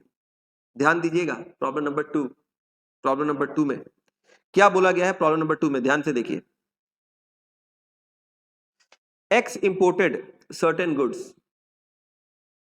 X imported certain goods, accessible value of dollar 1 lakh, यानी 1 लाख यूएस डॉलर का गुड्स मिस्टर एक्स ने इंपोर्ट किया। 1 लाख यूएस डॉलर का गुड्स मिस्टर एक्स ने क्या किया, इंपोर्ट किया। From the following information find, क्या फाइंड करने के लिए बोला जा रहा है, फाइंड ड्यूटी पेबल, कितना ड्यूटी आपको पे करना है वो बताना है। तो यहां पर देखिए एक टेबल बनाकर दिया गया है और टेबल में 3 अलग अलग कॉलम है राइट हैंड साइड में। फर्स्ट कॉलम जो है date of bill of entry for warehousing, date of bill of entry for warehousing, यानी कि सबसे पहले हमने इंपोर्टेड गुड्स को वेयरहाउस में ट्रांसफर किया। तो वेयरहाउस में ट्रांसफर किया तो उसके लिए हमने bill of entry for warehousing हमने कब फाइल की, bill of entry for warehousing हमने किस दिन पे फाइल की, 27 ऑफ जुलाई 2023। ये कौन से कलर की होती है, ये होती है येलो कलर की, ठीक है। ये जो बिल ऑफ एंट्री होती है ये होती है येलो कलर की। इसके बाद date of entry inward, entry inward की जो डेट है ये कब है, 2 अगस्त 2023। एंट्री इनवर्ड कौन देता है, एंट्री इनवर्ड पीओ यानी कि प्रॉपर ऑफिसर देता है पर्सन इंचार्ज को, ठीक है। चलिए अब यहां पर कुछ बताया तो नहीं गया है लेकिन फिर भी हम लोग क्या समझेंगे, यहां पर हम लोग मानेंगे अच्छा एंट्री इनवर्ड है तो यहां पर ये वेसल के थ्रू ही इंपोर्ट हो रहा है, ठीक है, वेसल के थ्रू इंपोर्ट हो रहा है तभी एंट्री इनवर्ड दी जा रही है, ठीक है। चलिए अब यहां पर date of bill of entry for home consumption. अच्छा पहले तो हमने इंपोर्टेड गुड्स को वेयरहाउस में ट्रांसफर किया, उसके बाद वेयरहाउस से हम लोग दोबारा क्या करेंगे, होम कंजम्पशन के लिए फिर उसको रिलीज कराएंगे। तो वेयरहाउस से जब होम कंजम्पशन के लिए गुड्स को क्लियर करेंगे तो बिल ऑफ एंट्री कौन से कलर की होगी, ग्रीन कलर की। तो ये जो सेकंड बिल ऑफ एंट्री होगी ये ग्रीन कलर की होगी, ग्रीन कलर की। आपको समझ में आया। तो वेयरहाउसिंग की बिल ऑफ एंट्री 27 जुलाई 2023 को फाइल हुई है। डेट ऑफ एंट्री इनवर्ड है 2 अगस्त 2023 और bill of entry for home consumption green वाली जो फाइल की गई है वो है 9 दिसंबर 2023। ये तीनों का डेट बता दिया गया है, ठीक है। आप में से अगर किसी को लग रहा है कि sir bill of entry for warehousing जो है वो 27 जुलाई को फाइल हो गया और एंट्री इनवर्ड बाद में फाइल हुआ, ऐसा हो सकता है क्या, यानी कि पीओ ने एंट्री इनवर्ड बाद में दिया, उसके पहले ही bill of entry for warehousing file हो गया, ऐसा हो सकता है क्या? जी हाँ हो सकता है। मैंने आपको प्रोविजन में बताया था कि बिल ऑफ एंट्री इंपोर्टर चाहे तो एडवांस में भी फाइल कर सकता है, यानी कि जो वेसल है वो कस्टम पोर्ट में आया उसके पहले भी जो एस्टिमेटेड डेट ऑफ अराइवल है उसके हिसाब से, एस्टिमेटेड डेट ऑफ अराइवल के हिसाब से इंपोर्टर चाहे तो एडवांस में बिल ऑफ एंट्री क्या कर सकता है, फाइल कर सकता है, नॉट अर्लियर देन 30 डेज। मतलब जो एस्टिमेटेड डेट ऑफ अराइवल है उससे पीछे के जो 30 दिन है उतने के अंदर ही, उससे ज्यादा पहले नहीं, ठीक है। तो ये आप कर सकते हैं। तो यहाँ पर तो 30 डेज से बहुत कम है। 2 अगस्त को जो वेसल है वो एयर कस्टम पोर्ट में पहुंची है ना। वेसल कस्टम पोर्ट में कब पहुंची है, वेसल कस्टम पोर्ट में पहुंची है 2 अगस्त को जब एंट्री इनवर्ट दे रहा है पीओ, और bill of entry for warehousing है 27 जुलाई, तो ज्यादा पीछे तो नहीं है, ठीक है। कुछ दिन 4-5 दिन पहले फाइल किया जा सकता है, कोई दिक्कत नहीं है, ठीक है। तो ये सारी चीजें कभी कभी जब आप एक्ट को पढ़ोगे ना, देखो कोई भी एक्ट में बहुत सारे प्रोविजंस होते हैं और इनडायरेक्ट टैक्स जो है चाहे जीएसटी हो या कस्टम हो, इसमें इतने सारे मल्टीपल प्रोविजंस है और हर किसी का एक दूसरे से आपस में इंटरलिंकिंग इंटरकनेक्शन आ जाता है। तो कभी कभी कंफ्यूजन होगी आपको, आप परेशान बिल्कुल मत होना। कभी कभी आपको लगेगा अरे इतने सारे डॉक्यूमेंट्स आ गए, ये सारा प्रोसेस, एक्सपोर्ट इंपोर्ट है ना तेना दुनिया भर की चीजें, परेशान नहीं होना है, ठीक है। शांति से ठंडे दिमाग से आप सोचोगे एक ही चीज को 2 बार 3 बार, आपको खुद ही समझ में आएगी। इसलिए मैंने ये सारे प्रॉब्लम को कराने के पहले न्यूमेरिकल और ये सारे बेयर एक्ट के प्रोविजंस को कराने के पहले मैंने आपको फर्स्ट क्लास में सिर्फ इंपोर्ट की पूरी स्टोरी सुनाई थी, आखिर इंपोर्ट क्या होता है, कैसे होता है, वो सारी, ताकि आपके दिमाग में एक ओवरऑल अंडरस्टैंडिंग पहले बन जाए, ठीक है। तो चलिए, तो आपको समझ में आ गया bill of entry for warehousing file हो रही है 27 जुलाई 2023 को। इसके बाद एंट्री इनवर्ड पीओ की तरफ से पर्सन इंचार्ज को मिल रहा है 2 अगस्त 2023 को, और होम कंजम्पशन के लिए जो green bill of entry file हो रही है वो है 9 दिसंबर 2023 को। अब देखो यहाँ पर एक्सचेंज रेट बताया गया है नीचे। एक्सचेंज रेट आरबीआई के द्वारा कितना कितना है, अलग अलग ये जो ऊपर 3 डेट बताए गए हैं, इन तीनों डेट में जो एक्सचेंज रेट थी वो आरबीआई की कितनी कितनी थी वो भी बता दिया गया है। और सीबीआईडीटी, ठीक है, सीबीआईडीटी एक्चुअली यहाँ पर सीबीआईसी होना चाहिए, ठीक है, तो जो भी है यहाँ पर सीबीआईडीटी को ही आप सीबीआईसी समझ लो, यहाँ पर बोर्ड, ठीक है। तो exchange rate of CBIDT, central board of indirect taxes, ठीक है, central board of indirect taxes, इसके द्वारा जो एक्सचेंज रेट थी वो भी तीनों डेट में बता दी गई है। अब देखो आरबीआई की भी एक्सचेंज रेट बताई गई है तीनों डेट में, और सीबीआईडीटी की एक्सचेंज रेट भी बताई गई है तीनों डेट में। आपको कौन सा लेना है, पहले तो आप ये चीज समझ लो, आई थिंक आप लोगों को ऑलरेडी समझ में आ गई होगी कि ये जो है ये कंप्लीटली इररिलेवेंट है, इसका कोई काम नहीं है। आरबीआई के द्वारा जो भी एक्सचेंज रेट दिया जाता है इससे कोई लेना देना नहीं है। आपको सीबीआईसी यानी कि जो बोर्ड है, सीबीआईसी को हम लोग शॉर्ट में बोर्ड बोलते हैं, बोर्ड मतलब central board of indirect tax and custom, इसके द्वारा जो एक्सचेंज रेट है ना यही अपने काम का है। तो अपने लिए काम का तो बस ये है, समझ में आया। अच्छा, अलग अलग जो 3 डेट है, अलग अलग जो 3 डेट है, इन तीनों डेट में कस्टम ड्यूटी की जो रेट है वो भी बता दी गई है। कस्टम ड्यूटी की डेट भी बता दी गई है। कस्टम ड्यूटी की रेट 10% थी जब आपने वेयरहाउसिंग के लिए बिल ऑफ एंट्री फाइल की। एंट्री इनवर्ड के दिन कस्टम ड्यूटी की जो रेट थी वो 11% थी। Bill of entry for home consumption जब फाइल किया गया उस दिन कस्टम ड्यूटी की रेट थी 12%। अब मैं आप सभी लोगों को 1 मिनट का टाइम देता हूं, आप लोग खुद से अपने मन में सोचिए, क्या सोचना है, एक्सचेंज रेट कौन सा लेंगे और रेट ऑफ ड्यूटी कौन सा लेंगे।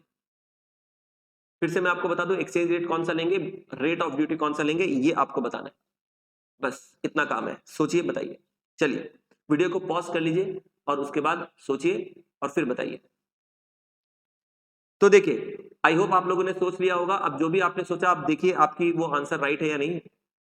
तो रेट ऑफ ड्यूटी कब का लेते हैं, वेसल के केस में रेट ऑफ ड्यूटी कब का लेते हैं, जो bill of entry for home consumption है या फिर जो एंट्री इनवर्ड का डेट है उसमें से जो लेटर होगा। तो एंट्री इनवर्ड का डेट और bill of entry for home consumption, इन दोनों में से लेटर डेट कौन सा है, लेटर डेट है bill of entry for home consumption. तो bill of entry for home consumption का जो डेट है ये लेटर डेट है, तो इसी का हम लोग रेट ऑफ ड्यूटी लेंगे। तो हमारी लिए जो रेट ऑफ ड्यूटी हो जाएगी वो कितनी हो जाएगी, रेट ऑफ ड्यूटी हमारी हो जाएगी 12%। रेट ऑफ ड्यूटी हमारी क्या हो जाएगी, 12%। क्यों, क्योंकि रेट ऑफ ड्यूटी हम लोग लेते हैं bill of entry for home consumption के डेट या फिर एंट्री इनवर्ड का जो डेट, उन दोनों में से जो लेटर डेट होता है उस लेटर डेट का।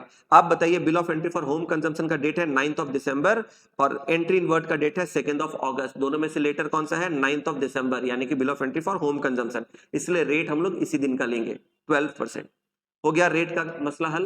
इसके बाद आप देखिए एक्सचेंज रेट कौन सा लेना पड़ता है, जब first bill of entry file हुई है। First bill of entry yellow colour की फाइल हुई थी, फर्स्ट बिल ऑफ एंट्री जो फाइल होती है उस दिन का रेट ऑफ एक्सचेंज लेते हैं। तो बताइए फर्स्ट बिल ऑफ एंट्री कब फाइल हुई थी, फर्स्ट बिल ऑफ एंट्री तो फाइल हुई थी जब हम लोगों ने वेयरहाउस में सामान को भेजा था, गुड्स को जब हमने वेयरहाउसिंग के लिए क्लियर कराया था। तो गुड्स को जब हमने वेयरहाउसिंग के लिए क्लियर कराया था तो उस दिन की जो रेट ऑफ एक्सचेंज थी वो कितनी थी, 50। तो रेट ऑफ एक्सचेंज जो है वो हम लोग ले लेंगे 50। फर्स्ट बिल ऑफ एंट्री जिस दिन फाइल की गई थी वो थी bill of entry for warehousing, yellow colour वाली। तो ये अपना एक्सचेंज रेट हो गया 50, अपना रेट ऑफ कस्टम ड्यूटी हो गया 12%। समझ में आ गया।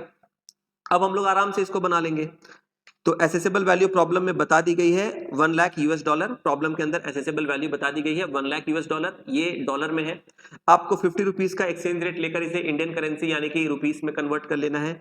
इसके बाद आपको क्या करना है, बीसीडी यानी कि बेसिक कस्टम ड्यूटी 12% के रेट से इस पे अप्लाई कर देना है, और इसके बाद एसडब्ल्यूएस आपको लगा देना है 10%। देखो यहाँ पर प्रॉब्लम आपके सामने है और सोल्यूशन भी आपके सामने है। आई होप आप लोगों ने अपने कॉपी में से ऑलरेडी बना लिया होगा। आप लोग इसे खुद से बनाइए, ठीक है, मैंने स्क्रीन पे यहाँ पर दिखा दिया है, पर आप इसे खुद से अपने कॉपी में बनाइए, खुद से सॉल्व कीजिए, ठीक है, और यहां से आप चेक कर लीजिए। तो सबसे पहले देखिए एसेसेबल वैल्यू, एसेसेबल वैल्यू यहाँ पर जो दिया गया है ये डॉलर में है, ठीक है, this is 1 lakh US dollar. और एक्सचेंज रेट कितना है, एक्सचेंज रेट है $1 इक्वल्स टू रुपीज 50, ठीक है, डॉलर की साइन पहले होगी। तो ये है, तो हम लोग क्या करेंगे, 50 से मल्टीप्लाई कर देंगे, तो ये अपना क्या आ जाएगा, 1 लाख यूएस डॉलर को हमने 50 से मल्टीप्लाई कर दिया, 1 लाख यूएस डॉलर को 50 से मल्टीप्लाई कर दिया, तो हमारी जो इंडियन करेंसी में एसेसेबल वैल्यू आ गई, ये क्या है, ये भी एसेसेबल वैल्यू है, assessable value in Indian rupees कितनी आ गई, इंडियन रुपीस में assessable value 50 lakh, 1 lakh into 50 कितना हो गया, 50 लाख। अब हम लोग इसमें बीसीडी लगा देंगे, किस रेट से बीसीडी लगाएंगे बताओ, अभी हमने ऊपर पढ़ा था बीसीडी किस रेट से लगाएंगे, 12% के रेट से, है ना, तो बीसीडी लगा देंगे, 50 लाख का 12% कितना होता है,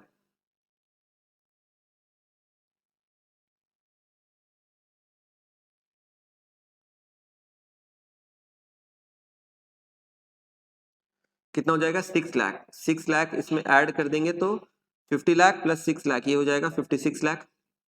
और फिर हम लोग क्या करेंगे, इसमें SWS यानी कि सोशल वेलफेयर सरचार्ज लगाएंगे, किस रेट से, at the rate 10% of 6 lakh. जो बीसीडी होती है ना, बीसीडी का जो 10% है वही होगा SWS, ठीक है, SWS हमेशा बीसीडी के ऊपर कैलकुलेट किया जाता है, ये ध्यान रखना।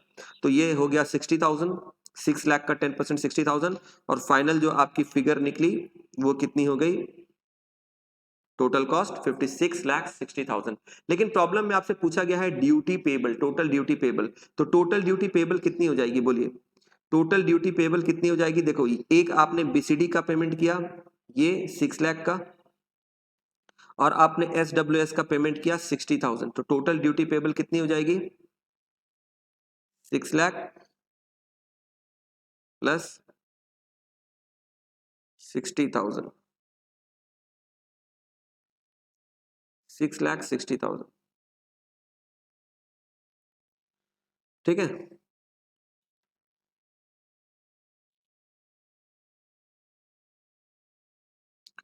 समझ में आया आपको टोटल ड्यूटी पेबल, देखो ये जो टोटल ड्यूटी पेबल था ना, calculation of total duty payable, total duty payable हो जाएगी 6,60,000। क्लियर है आप लोगों को, चलिए इसी तरीके से एक और बहुत ही अच्छा बढ़िया एक प्रॉब्लम है, चलिए इसको हम लोग पढ़ते हैं, ध्यान से देखिए। N importer imported certain goods, दिख रहा है ना आप लोगों को problem, N importer imported certain goods and deposited in the warehouse pending the final clearance। एक इंपोर्टर ने कुछ गुड्स को इंपोर्ट किया और इसे वेयरहाउस में जमा करा दिया, बाद में इसे फाइनल क्लियरेंस कराएगा होम कंजम्पशन के लिए। They were under exemption from duty both at the time of import and deposit in the warehouse.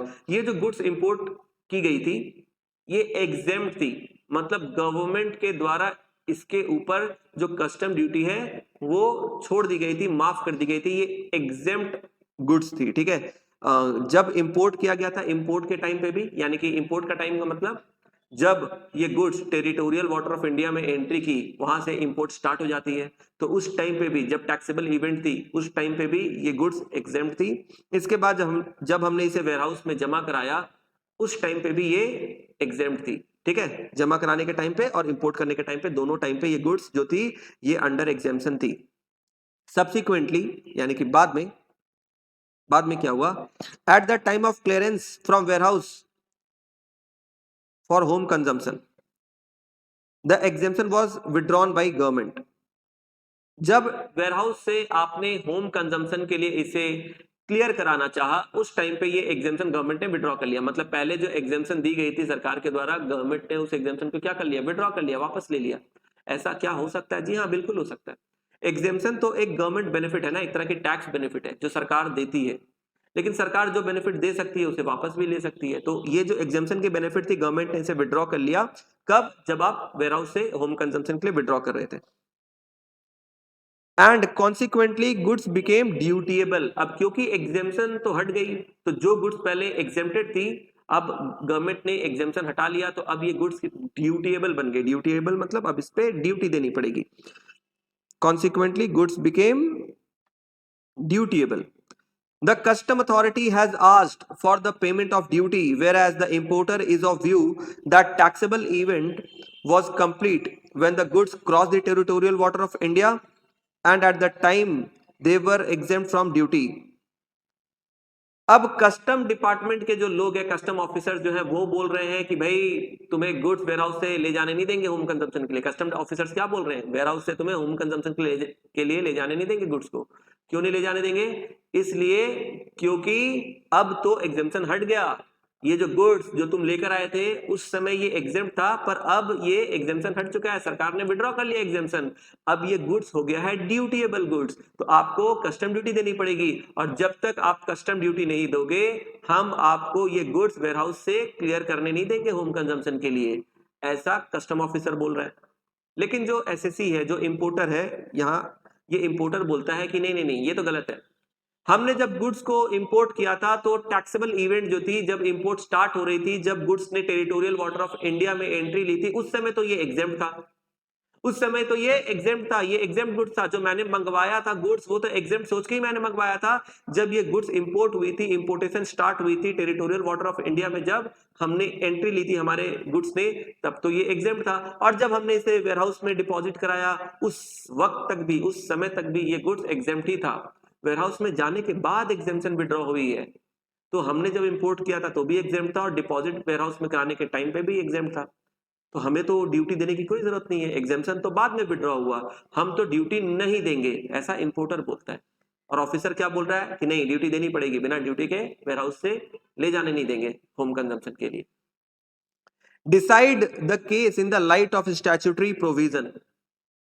आप इस सिचुएशन में क्या करोगे? आप स्टैट्यूटरी प्रोविजन मतलब लीगल प्रोविजन के हिसाब से बताओ, as per the legal provision of the law आपको बताना है कि ये सिचुएशन को आप कैसे डील करोगे, क्या होगा, कौन सही है कौन गलत है। अपने मन से, फीलिंग से नहीं बताना है, एज पर लीगल प्रोविजन बताना है। चलिए मैं आपको समय देता हूं, आप वीडियो को पॉज कीजिए, 1 मिनट सोचिए, इसके बाद फिर आप आंसर मुझे बताइए, ठीक है? चलिए, आई होप आप लोगों ने इसके ऊपर 1 मिनट समय लेकर जरूर सोचा होगा। अब आपके मन में जो भी आंसर आया, इंपोर्टर अपने जगह सही है या फिर कस्टम ऑफिसर जो है वो अपने जगह सही है, अब मैं आपको उसका जवाब बताता हूं, आप देखिएगा आपने जो सोचा था वो सही है या गलत। देखिए, नॉर्मली जो कस्टम ड्यूटी लगाई जाती है वो किस रेट से लगाई जाती है, आप मुझे बताइए। कस्टम ड्यूटी जो लगाई जाती है इंपोर्ट के केस में, वो किस रेट से लगाई जाती है? कस्टम ड्यूटी इंपोर्ट के केस में जो लगाई जाती है वो किस रेट से लगाई जाती है? मैंने आपको बताया था, आपको याद भी होगा, जो रेट ऑफ कस्टम ड्यूटी होता है वो होता है कौन से दिन का? जिस दिन bill of entry for home consumption file हो रही है, या फिर एंट्री इनवर्ड की जो डेट है, ये दोनों में से जो लेटर होगा उसी दिन का रेट लिया जाएगा। तो यहां तो गुड्स ऑलरेडी वेयरहाउस में जा चुका है, हमारे इस प्रॉब्लम में गुड्स ऑलरेडी वेयरहाउस में जा चुका है, इसका मतलब एंट्री इनवर्ड तो ऑलरेडी पीओ ने इशू कर दिया होगा, तो एंट्री इनवर्ड की डेट तो पहले की है।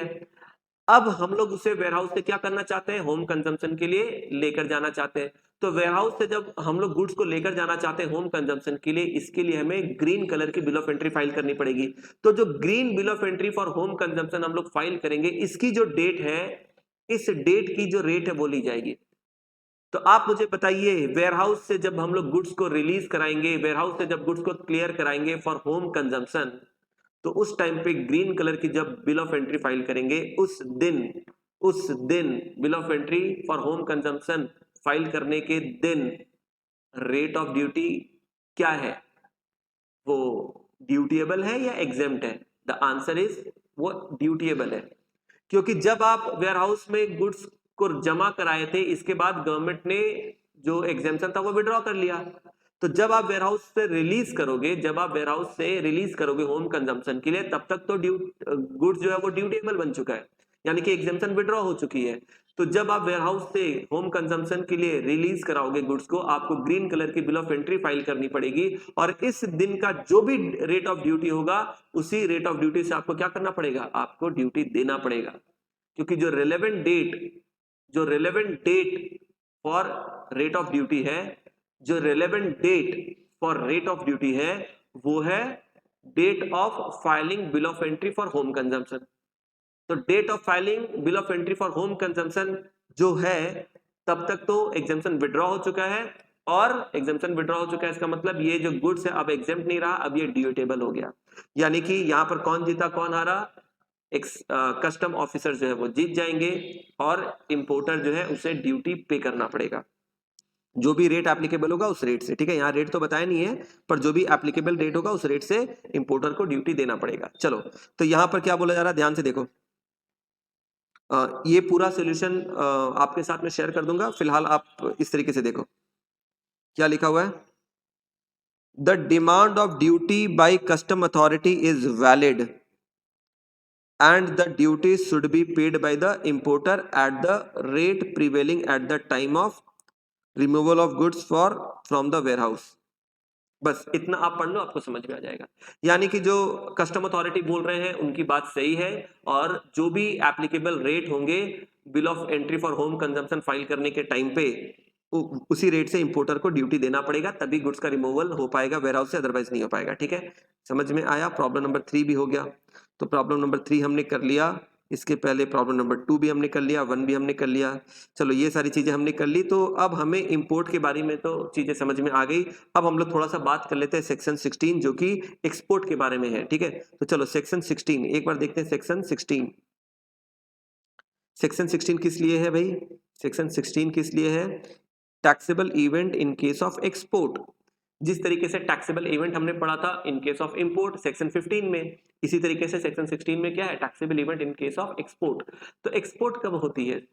एक्सपोर्ट टैक्सेबल इवेंट का मतलब वही है जब से टैक्स की इम्प्लीकेशन आ जाएगी, जब आपको जो एक्सपोर्टर है उसकी टैक्स लायबिलिटी क्रिएट हो जाएगी। एक्सपोर्टर की जब टैक्स लायबिलिटी क्रिएट हो जाएगी, उसके ऊपर कस्टम ड्यूटी इंपोज हो जाएगी, उसी इवेंट को बोलते हैं टैक्सेबल इवेंट। ठीक है, तो एक्सपोर्ट कब स्टार्ट होती है? जब एक्सपोर्टर शिपिंग बिल फाइल करता है। एक्सपोर्टर जब शिपिंग बिल फाइल करता है तो एक्सपोर्ट वहां से शुरुआत हो जाती है, उसकी स्टार्टिंग वहां से हो जाती है। ठीक है, और ये एंड कब होती है? एक्सपोर्ट एंड कब होती है बताओ? देखो, जब territorial water of India cross कर लेगा, क्योंकि टेरिटोरियल वाटर ऑफ इंडिया तक ही इंडिया का बॉर्डर माना जाता है। टेरिटोरियल वाटर ऑफ इंडिया के बाहर गुड्स चला गया मतलब एक्सपोर्ट हो गया, कंप्लीट, एक्सपोर्ट कंप्लीट। समझ में आ रहा है? तो देखो यहां पर नीचे क्या लिखा है, एक्सपोर्ट कमेंसेस, मतलब एक्सपोर्ट स्टार्ट होती है कब? When shipping bill in respect of export good is filed। जब शिपिंग बिल फाइल करते हो एक्सपोर्ट स्टार्ट हो जाती है।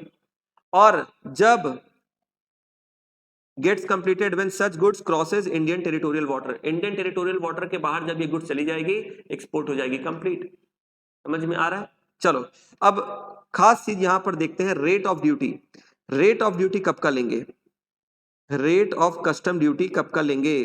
जैसे इंपोर्ट में हमने पढ़ा था, इसी तरीके से एक्सपोर्ट में। वैसे मैं आपको बता दूं, एक्सपोर्ट के केसेस में मैक्सिमम गुड्स के ऊपर, एक्सपोर्ट के केस में मैक्सिमम गुड्स के ऊपर कस्टम ड्यूटी जो है वो एग्जेम्प्ट है, वो गवर्नमेंट ने वेव कर रखी है, माफ कर रखी है, एग्जेम्प्ट कर रखी है। कुछ कुछ सर्टेन कैटेगरी ऑफ गुड्स में एक्सपोर्ट ड्यूटी लगती है, अदरवाइज मोस्टली आप मान के चलो एक्सपोर्ट के केस में कस्टम ड्यूटी बहुत कम ही लगाई जाती है। पर अपने एग्जाम में जैसा क्वेश्चन बोलेगा वैसा अपने को करना पड़ेगा।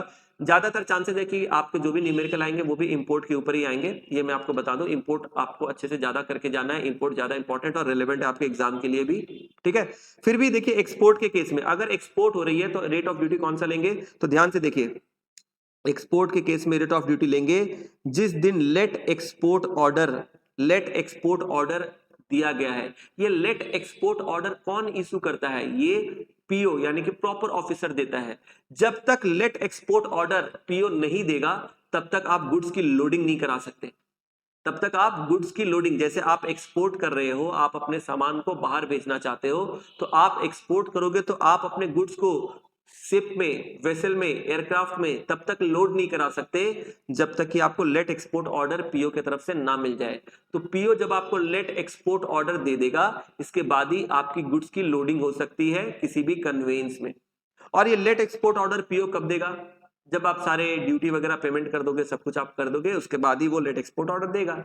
ठीक है, तो लेट एक्सपोर्ट ऑर्डर जिस दिन होती है उसी दिन की रेट ली जाती है। ध्यान से समझिएगा, एक्सपोर्ट के केस में लेट एक्सपोर्ट ऑर्डर की जो डेट होती है उसी डेट की रेट लेते हैं। ठीक है, बाकी अदर केसेस में हम लोग क्या करते हैं, date of payment of duty. ये अदर केसेस में आप ज्यादा परेशान मत होइए, जो मैं आपको बता रहा हूँ वो ध्यान दीजिए। ठीक है, चलिए, जो भी अदर केसेस होंगे उसके लिए डेट ऑफ पेमेंट, जिस दिन की ड्यूटी पेड हो रही है उसी दिन का रेट लेंगे। अब आप यहां पर एक चीज ध्यान रखिएगा, यहां पर देखो, यहां पर बोला है shipping bill is irrelevant for determining the rate of duty. Rate of duty के लिए, ध्यान से सुनिए, रेट ऑफ ड्यूटी के लिए एक्सपोर्ट के केस में रेट ऑफ ड्यूटी के लिए शिपिंग बिल के डेट से कोई लेना देना नहीं है। शिपिंग बिल किस दिन इंपोर्टर ने फाइल की, इंपोर्टर ने शिपिंग बिल किस दिन फाइल की, उसके डेट से कोई लेना देना नहीं है जब आप रेट ऑफ ड्यूटी को कैलकुलेट करोगे या डिटरमाइन करोगे। ठीक है, तो while determining the rate of custom duty in case of export, date of filing shipping bill is completely irrelevant, यही यहां पर बताया गया है। ठीक है, चलिए अब देखिए यहां पर फिर से एक प्रॉब्लम आपके लिए, वापस से एक प्रॉब्लम आपके लिए। अब देखो यहां पर क्या बोल रहा है, mister x exported, mister x ने क्या किया, एक्सपोर्ट किया। Mister x exported certain goods of accessible value of ₹2 lakh. Accessible value कितनी थी, 2 लाख। अब आपको देखो नीचे बताई जा रही है date of shipping bill, shipping bill importer ने कब फाइल किया, और डेट ऑफ एक्सपोर्ट अंडर, वो अंडर नहीं है, स्पेलिंग एरर है, वो एक्सपोर्ट ऑर्डर होगा। ठीक है, तो date of export order, export order मतलब वही लेट एक्सपोर्ट ऑर्डर। ठीक है, तो शिपिंग बिल की डेट दी गई है, लेट एक्सपोर्ट ऑर्डर की डेट दी गई है, दोनों डेट दी गई है। और यहां पर फिर से देखो नीचे आरबीआई की एक्सचेंज रेट है और सीबीआईडीटी की एक्सचेंज रेट है। ठीक है, सीबीआईडीटी का मतलब वही सीबीआईसी। ठीक है,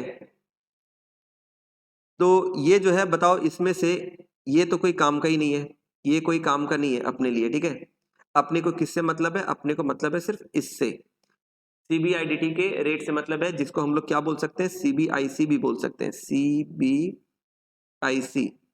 ठीक है, सीबीआईसी मतलब central board of indirect tax and custom, CBIDT का मतलब वही central board of indirect taxes. ठीक है, चलो, और रेट ऑफ कस्टम ड्यूटी है शिपिंग बिल के दिन 12% और एक्सपोर्ट ऑर्डर के दिन 10%। बताओ कौन सा रेट लोगे, खुद ही बोलो कौन सा रेट लोगे, रेट ऑफ कस्टम ड्यूटी कौन सा लोगे, बोलो रेट ऑफ कस्टम ड्यूटी कौन सा लोगे, 12% या 10%। रेट के लिए अभी हम लोगों ने पढ़ा था कि शिपिंग बिल की डेट इररिलेवेंट है, रेट के लिए शिपिंग बिल की डेट इररिलेवेंट है, तो हमें कौन सा रेट लेना है, रेट हमें लेना है लेट एक्सपोर्ट ऑर्डर का, यानी हमें रेट लेना है 10%। हमें कौन सा रेट लेना है, 10%। Rate of custom duty export के केस में हम लोग लेते हैं उस दिन का जिस दिन लेट एक्सपोर्ट ऑर्डर इशू हुई है, date of let export order का रेट लेंगे, तो रेट हो जाएगा 10%। अच्छा, एक्सचेंज रेट कौन सा लेंगे, एक्सचेंज रेट कौन सा लेंगे, अभी थोड़ी देर पहले मैंने आपको बताया था, एक्सचेंज रेट कब का लेंगे। अच्छा, इंपोर्ट के केस में तो फर्स्ट बिल ऑफ एंट्री जब फाइल होती है उसका लेते हैं, एक्सपोर्ट के केस में कब का लेते हैं एक्सचेंज रेट, बोलो। एक्सपोर्ट के केस में लेते हैं जब शिपिंग बिल फाइल हुई है। मैं आपको दिखा देता हूं, देखो एक्सचेंज रेट, देखो मैंने इंपॉर्टेंट भी मार्क किया था पेज नंबर 1 के बॉटम में। एक्सचेंज रेट कब का लेते हैं, इंपोर्ट के केस में लेते हैं जब first bill of entry file होती है, इंपोर्ट के केस में उस दिन का एक्सचेंज रेट लिया जाता है जब first bill of entry file होती है। एक्सपोर्ट के केस में एक्सचेंज रेट लेते हैं जब शिपिंग बिल फाइल होती है, जब शिपिंग बिल इंपोर्टर फाइल करता है।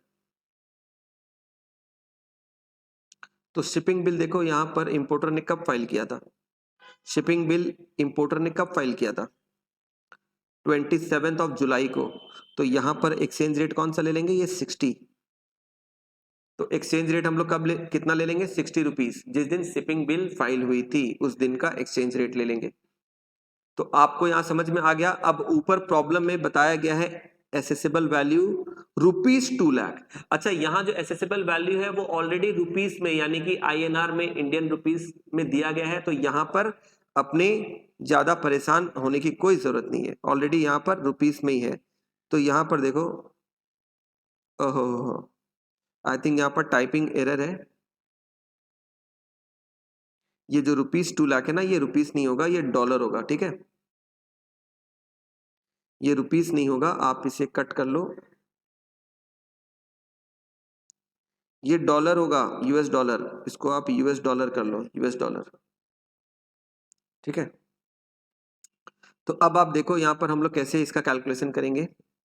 Accessible value rupees, US dollar कितना है, 2 लाख, ध्यान से देखना, accessible value 2 lakh US dollar.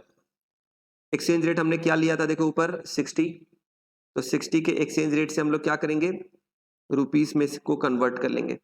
तो एसेसिबल वैल्यू जो थी, एसेसिबल वैल्यू जो थी डॉलर में थी 2 lakh US dollar, accessible value 2 lakh US dollar थी।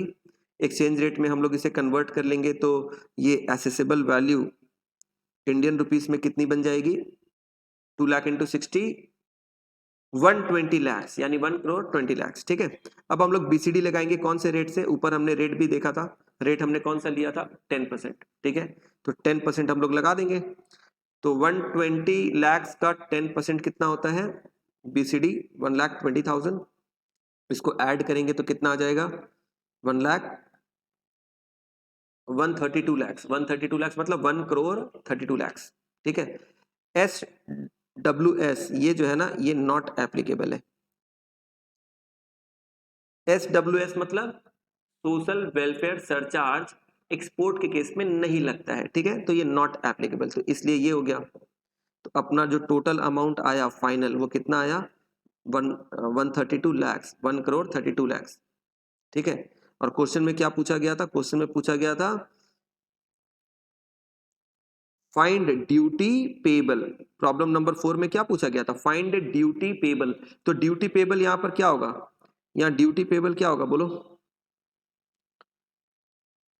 ड्यूटी पेबल यहां पर क्या हो जाएगा,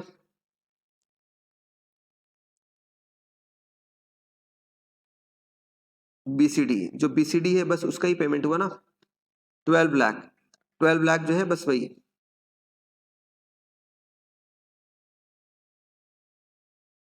तो ये जो बीसीडी है यही हो जाएगा ड्यूटी पेबल। ठीक है, ये जो बीसीडी है ये हो जाएगा ड्यूटी पेबल। प्रॉब्लम नंबर 4 भी यहां पर होता है कंप्लीट। ठीक है, समझ में आया आप लोगों को। तो ये सारी चीजें यहां पर हो गई। इसके बाद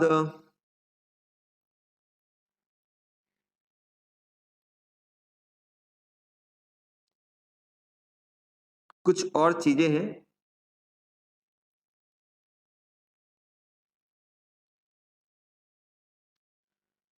चलो एक छोटी सी चीज मैं आपको बता देता हूं। मैंने एग्जाम्पल में भी फर्स्ट क्लास में बताया था, फिर से मैं यहां पर बता देता हूं। प्रॉब्लम नंबर 5 को आज कर लेते हैं कंप्लीट। ठीक है, क्या लिखा है देखो यहां पर, next heading, ship sunk after crossing Indian territorial water.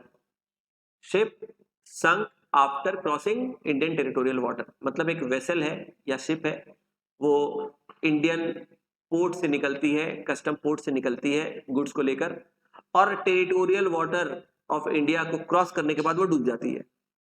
तो बताइए क्या इसे एक्सपोर्ट माना जाएगा, हाँ एक्सपोर्ट तो कंप्लीट हो गया, territorial water of India cross हो गया मतलब एक्सपोर्ट कंप्लीट, एक्सपोर्ट कंप्लीट। देखो क्या लिखा हुआ है, एज सुन एज, नीचे देखो क्या लिखा है, as soon as ship crosses Indian territorial water, goods are said to be exported। जैसे ही territorial water of India cross होता है गुड्स को हम लोग बोलेंगे एक्सपोर्ट हो गया।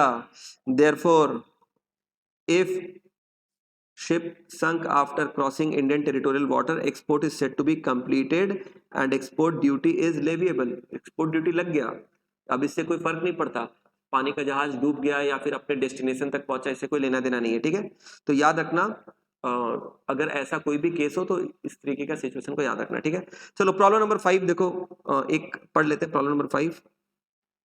चलिए प्रॉब्लम नंबर 5 में क्या बोला जा रहा है ध्यान से देखो, the shipping bill in respect of export. ध्यान दीजिएगा यहां पर एक्सपोर्ट का केस है, एक्सपोर्ट कंसाइनमेंट।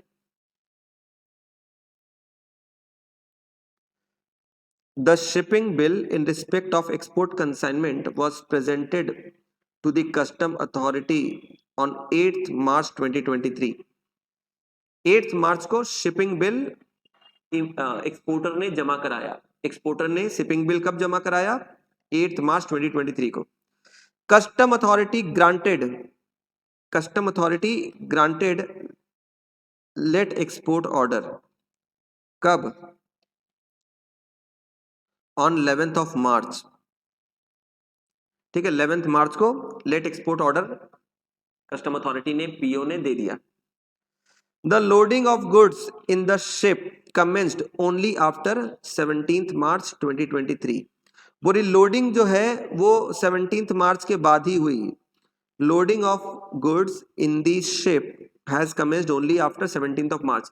देखिए लेट एक्सपोर्ट ऑर्डर तो 11th मार्च को मिल गई थी, लेकिन गुड्स की जो लोडिंग है वो 17th मार्च के बाद हो पाई। A notification was issued under custom act. क्या बोला जा रहा है, a notification was issued under custom act exempting the export item for custom duty on 17th March 2023। 17th March 2023 को गवर्नमेंट का कस्टम डिपार्टमेंट की तरफ से एक नोटिफिकेशन आया और ये जो गुड्स एक्सपोर्ट होने वाला था इसे एग्जेम्प्ट कर दिया गया इस नोटिफिकेशन के द्वारा। तो as per this notification the goods which was about to be exported now it became exempted।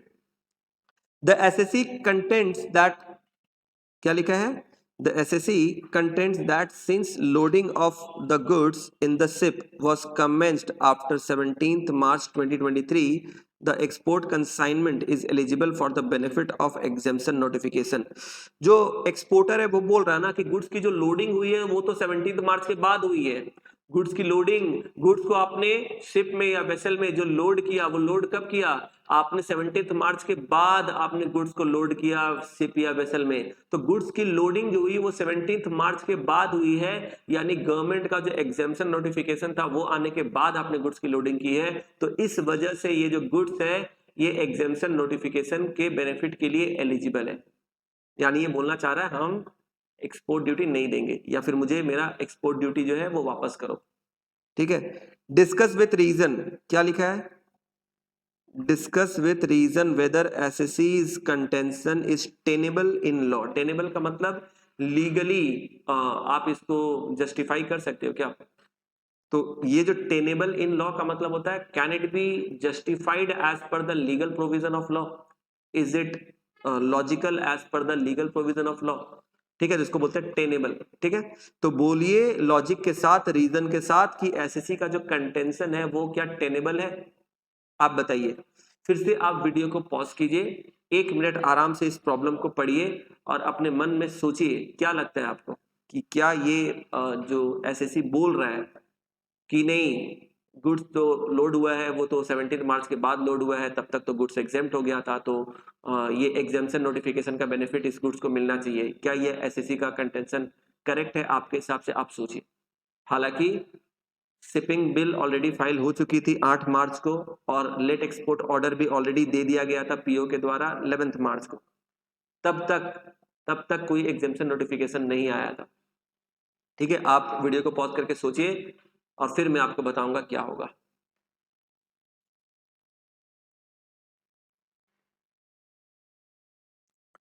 चलिए, आई होप आप लोगों ने इस आंसर को सोच लिया होगा। ठीक है, अब मैं आपको आंसर बताता हूं, आप बताइएगा आपने जो सोचा वो सही सोचा या गलत। तो देखिए, एक्सपोर्ट के केस में जो रेट ऑफ ड्यूटी है, एक्सपोर्ट के केस में जो रेट ऑफ ड्यूटी है वो किस दिन का लेते हैं। एक्सपोर्ट के केस में जो रेट ऑफ ड्यूटी है वो किस दिन का लेते हैं, वो उस दिन का लेते हैं जब लेट एक्सपोर्ट ऑर्डर पीओ ने रिलीज किया था। तो लेट एक्सपोर्ट ऑर्डर पीओ ने कब दिया था, 11 मार्च को। क्या 11 मार्च तक ये गुड्स एग्जेम्प्टेड थी, द आंसर इज नो। 11 मार्च तक गुड्स एग्जेम्प्टेड नहीं थी, नोटिफिकेशन नहीं आई थी। नोटिफिकेशन कब आई, 17 मार्च को। यानी कि नोटिफिकेशन आने के पहले आपका जो रेट ऑफ ड्यूटी है वो तो लेट एक्सपोर्ट ऑर्डर का लगेगा ना। आपका जो रेट ऑफ एक्सपोर्ट ड्यूटी है वो तो लेट एक्सपोर्ट ऑर्डर के डेट का लगेगा, यानी कि 11 मार्च का जो डेट होगा उसी डेट का रेट ऑफ ड्यूटी आपको देना पड़ेगा, है ना। रेट ऑफ ड्यूटी आपका कौन सा लगेगा, 11 मार्च का, लेट एक्सपोर्ट ऑर्डर के डेट का। उसके बाद एग्जेम्पशन नोटिफिकेशन आ गया, गुड्स एग्जेम्प्ट हो गया, इससे कोई लेना देना नहीं है, आपको ड्यूटी तो देना पड़ेगा। समझ आया। अब आप इसको पढ़िए, पढ़िए सॉल्यूशन क्या लिखा है।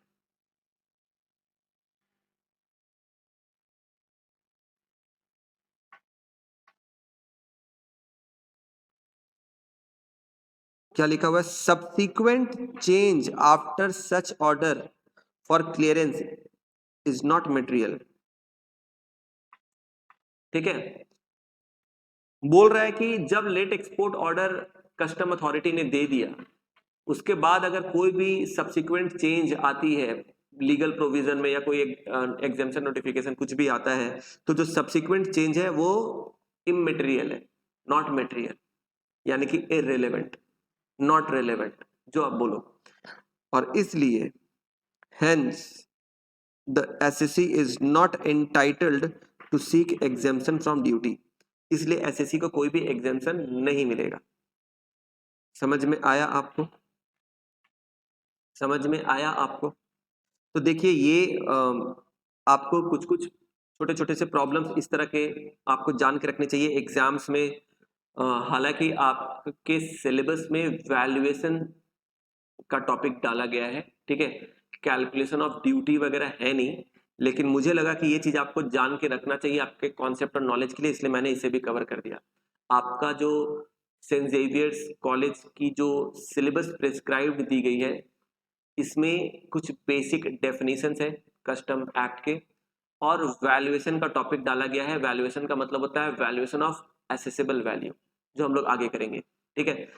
ये चीज है नहीं, पर एसेसिबल वैल्यू तो मैं आपको कराऊंगा ही, लेकिन इसके पहले मैंने आपको ये भी करवा दिया क्योंकि ये भी बहुत इंपॉर्टेंट है, आपको जानना चाहिए, ठीक है। चलिए, इसके बाद कुछ छोटी मोटी चीजें हैं, ये बहुत ज्यादा उतना इंपॉर्टेंट रेलिवेंट नहीं है, आप इसे सेल्फ गो थ्रू कीजिएगा, आपको समझ में आ जाएगा, ठीक है। जो मेन चीजें थी वो मैंने आपको बता दी। अच्छा, इसके बाद मैं देख लेता हूँ कुछ।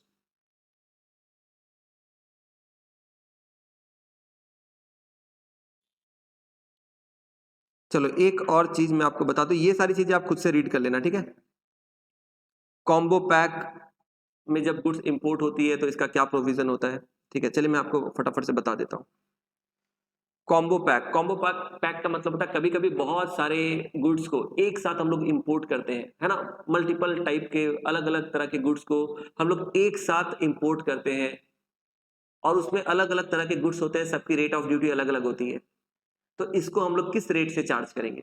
मान लो कि कई तरह के आर्टिकल्स, कई तरह के गुड्स को आप एक साथ बंडल में, कॉम्बो पैक में आप लेकर आते हो, और वो सारे जो गुड्स है उनकी रेट ऑफ ड्यूटी डिफरेंट है, तो आप किस रेट को अप्लाई करोगे, कैसे क्या करोगे, इसी को बोलते हैं, ठीक है। चलो, ये आपके एग्जाम पॉइंट ऑफ व्यू से बहुत इंपॉर्टेंट नहीं है, चांसेस भी कम है ये आएंगे आपके एग्जाम में, ठीक है, न्यूमेरिकल वगैरह भी, लेकिन ठीक है, प्रोविजन है, आप इसको जान के रखो, आपकी जानकारी के लिए अच्छा है।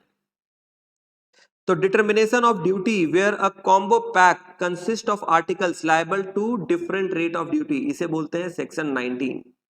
सेक्शन 19 में बताया गया है कि अगर आप कॉम्बो पैक में इंपोर्ट करते हो जहां पर अलग अलग ड्यूटी की रेट लग रही है तो आप कैसे करोगे। तो आप ध्यान से देखना, यहाँ पर अलग अलग केसेस हैं। सबसे पहला, नंबर वन में क्या है, if all articles are liable to duty on the basis of quantity.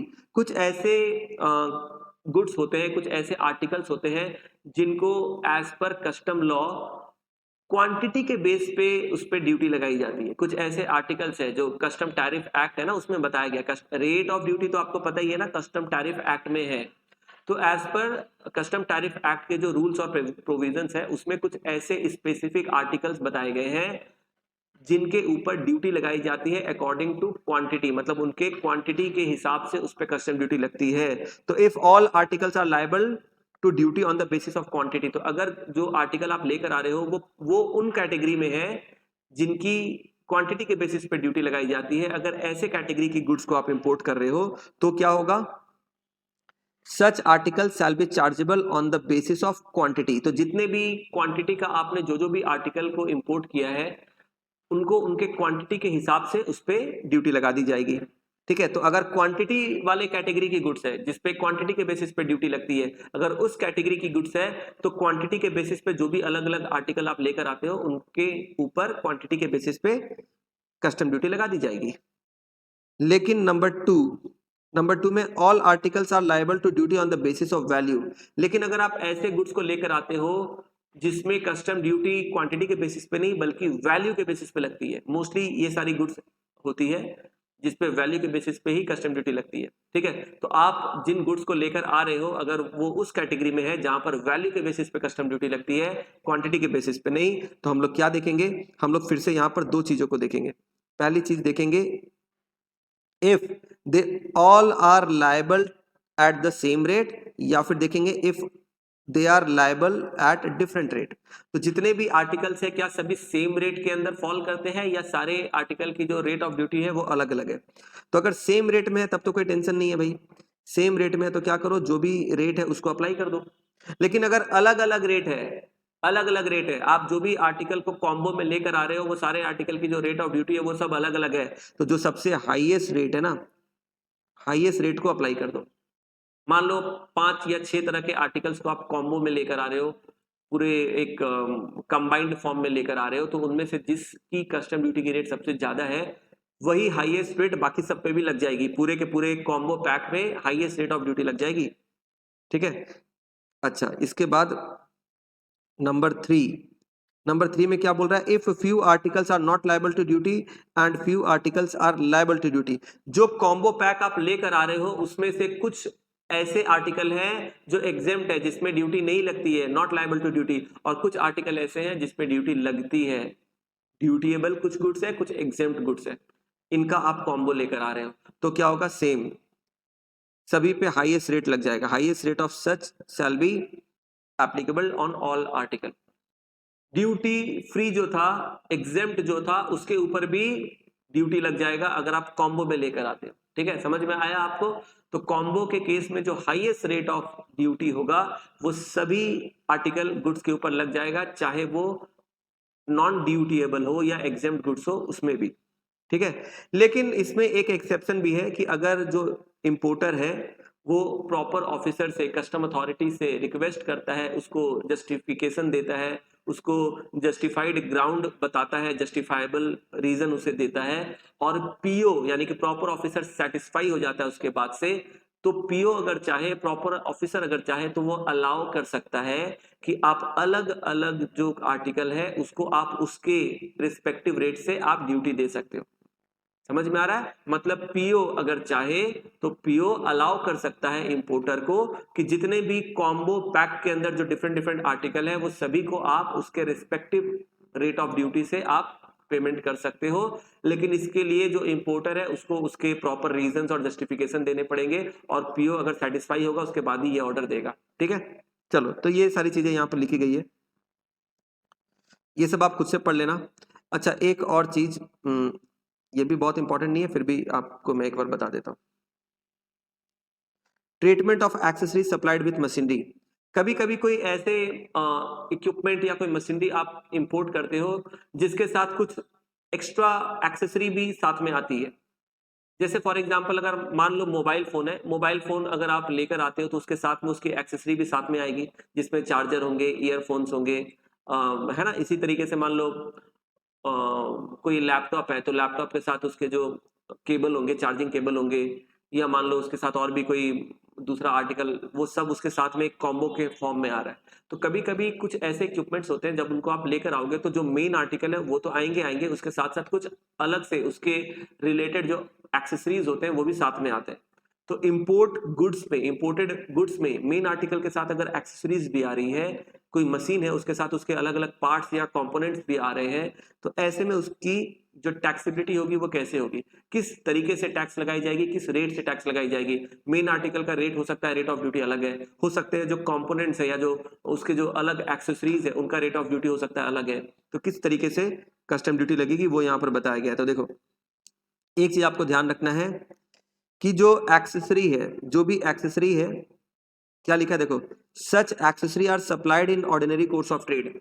तो जो प्रॉपर ऑफिसर है ना वो दो तीन चीज देखेगा। पहला देखेगा कि जो एक्सेसरी आ रही है मेन आर्टिकल के साथ, this is as per the ordinary course of business, यानी कि ये कोई अलग से कोई कॉम्बिनेशन नहीं बनाया गया है, ये नॉर्मल कोर्स ऑफ एक्टिविटी का पार्ट है। जैसे मोबाइल के साथ चार्जर देना, this is a part of ordinary course of business. कोई भी मोबाइल फोन बनाने वाली कंपनी उसके साथ चार्जिंग केबल देती है, यूएसबी केबल या कुछ भी चार्जिंग केबल देती है, तो ये चार्जिंग केबल देना, चार्जर देना, ये एक्सेसरी प्रोवाइड करना, this is a part of normal course of business. तो जो भी मेन आर्टिकल के साथ जो एक्सेसरी या कंपोनेंट प्रोवाइड किया जा रहा है, ये ऑर्डिनरी कोर्स ऑफ बिजनेस में जो जनरली सभी लोग प्रोवाइड करते हैं। अगर ऐसा है, अगर ये एक कंडीशन है, ठीक है, पहली कंडीशन। दूसरी क्या है? सच आर्टिकल और parts are compulsorily supplied along with the article. ये जो कंपोनेंट या एक्सेसरी है ये मेन आर्टिकल के साथ देने ही पड़ेंगे, वो उसका कंपल्सरी सप्लाई है, उसके बिना वो मेन आर्टिकल हो सकता है अधूरा हो, है ना। मेन आर्टिकल हो सकता है उन कंपोनेंट्स के बिना या जो एक्सेसरीज है उनके बिना वो मेन आर्टिकल अधूरा हो, ऐसा हो सकता है। तो जो कंपोनेंट है या एक्सेसरी है वो कंपल्सरी सप्लाई होने चाहिए। और दूसरा, no separate charge is made for such supply, और सेपरेट चार्ज नहीं होना चाहिए। ये तीन कंडीशन अगर आप सेटिस्फाई करते हो, ये तीन कंडीशन अगर आप सेटिस्फाई करते हो, कौन से तीन कंडीशन? पहला, ऑर्डिनरी कोर्स ऑफ बिजनेस होना चाहिए, दूसरा ये कंपलसरी सप्लाई होना चाहिए, और तीसरा सेपरेट अमाउंट अलग से चार्ज नहीं होना चाहिए। जो अमाउंट आप ले रहे हो मेन आर्टिकल का उसके अंदर में ही कंपोनेंट का भी वैल्यू होना चाहिए, उसके अंदर में ही एक्सेसरी का भी वैल्यू होना चाहिए। जैसे जब हम लोग मोबाइल फोन खरीदते हैं मान लो 25,000 का, तो बॉक्स के ऊपर मान लो प्राइस प्रिंटेड है 25,000, तो हम लोग क्या करते हैं 25,000 देते हैं और मोबाइल फोन खरीद लेते हैं। तो उस 25,000 के अंदर ही हमें उसका चार्जर भी मिलता है। चार्जर के लिए अलग से कोई प्राइस प्रिंटेड नहीं होता बॉक्स के ऊपर, या फिर चार्जर के लिए अलग से हमें कोई पैसे नहीं देने पड़ते। ठीक है, तो जो मोबाइल फोन का जो बॉक्स होता है ना, उसके अंदर ही मोबाइल फोन भी है, उसके अंदर ही चार्जर भी है, और जो प्राइस प्रिंटेड है वो इंक्लूसिव ऑफ कंपोनेंट है, वो प्राइस जो है वो इंक्लूसिव ऑफ एक्सेसरी है। तो ऐसा होना चाहिए। ठीक है, जो एक्सेसरी या कंपोनेंट है उसका प्राइस सेपरेट चार्ज नहीं करना, वो मेन आर्टिकल के साथ इंक्लूडेड होना चाहिए। तो ये तीन चीज, ये तीन कंडीशन अगर सेटिस्फाई हो जाएगी तो क्या होगा, देखो यहां पर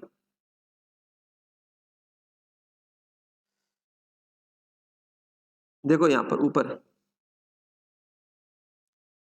chargeable at the same rate of duty as that article. अगर ये तीन कंडीशन सेटिस्फाई हो जाते हैं तो जो मेन आर्टिकल है उसी आर्टिकल के रेट से उसके सारे कंपोनेंट भी टैक्सेबल हो जाएंगे। समझ में आ रहा है? जो मेन आर्टिकल है ना, उसी आर्टिकल के जो रेट ऑफ ड्यूटी है उसी से उसके जो भी अदर एक्सेसरी या कंपोनेंट है वो भी मेन आर्टिकल के रेट ऑफ ड्यूटी से टैक्सेबल हो जाएंगे। कब? ये तीन कंडीशन अगर सेटिस्फाई हो गए तब। ठीक है, लेकिन अगर इन तीनों में से कोई भी एक कंडीशन सेटिस्फाई नहीं हो पाया, ये जो तीन कंडीशन मैंने येलो कलर से हाईलाइट किए हैं, इन तीनों में से कोई एक कंडीशन भी अगर सेटिस्फाई नहीं हो पाया, तो फिर क्या होगा, तब जो मेन आर्टिकल है उसको अलग से टैक्सेबल करेंगे उसके एप्लीकेबल रेट ऑफ ड्यूटी के हिसाब से, और बाकी जो अलग अलग कंपोनेंट या एक्सेसरी है उसको अलग से चार्ज करेंगे उनके एप्लीकेबल रेट के हिसाब से। समझ में आया? तो देखो क्या बोला है, अब देखो पढ़ते हैं। Any accessory, spare part and maintenance or repairing implement for any article when imported along with the article shall be chargeable at the same rate of duty as that article। Article जो main article है उसी के rate से charge कर दिया जाएगा उसके जो भी कंपोनेंट या एक्सेसरी होंगे अगर वो आर्टिकल के साथ इंपोर्ट किए जाते हैं। इफ पीओ इज सेटिस्फाइड, अगर पीओ सेटिस्फाई होता है कि ये तीन जो नीचे कंडीशन है ये तीनों क्या होते हैं, ये तीनों सेटिस्फाई होते हैं तब। और खास बात, there price being included in the price of article, जो भी कंपोनेंट या एक्सेसरी है उनके जो प्राइस है वो आर्टिकल के प्राइस में इंक्लूडेड है, यानी अलग से आप चार्ज नहीं कर रहे हो किसी कंपोनेंट का प्राइस, जो प्राइस है वो मेन आर्टिकल के प्राइस के अंदर ही इंक्लूडेड होना चाहिए, सेपरेटली चार्ज नहीं होना चाहिए। तो अगर ऐसा है मेन आर्टिकल के साथ उसके कंपोनेंट या एक्सेसरी के प्राइस इंक्लूडेड है साथ में, और ऑर्डिनरी कोर्स ऑफ बिजनेस में दिया जा रहा है, एज अ कंपलसरी सप्लाई दिया जा रहा है, और कोई अलग से सेपरेट अमाउंट चार्ज नहीं किया जा रहा है इन एक्सेसरी या कंपोनेंट के लिए, तो जो मेन आर्टिकल का रेट ऑफ ड्यूटी होगा वही रेट ऑफ ड्यूटी बाकी सारे कंपोनेंट एक्सेसरी पे भी लग जाएगा।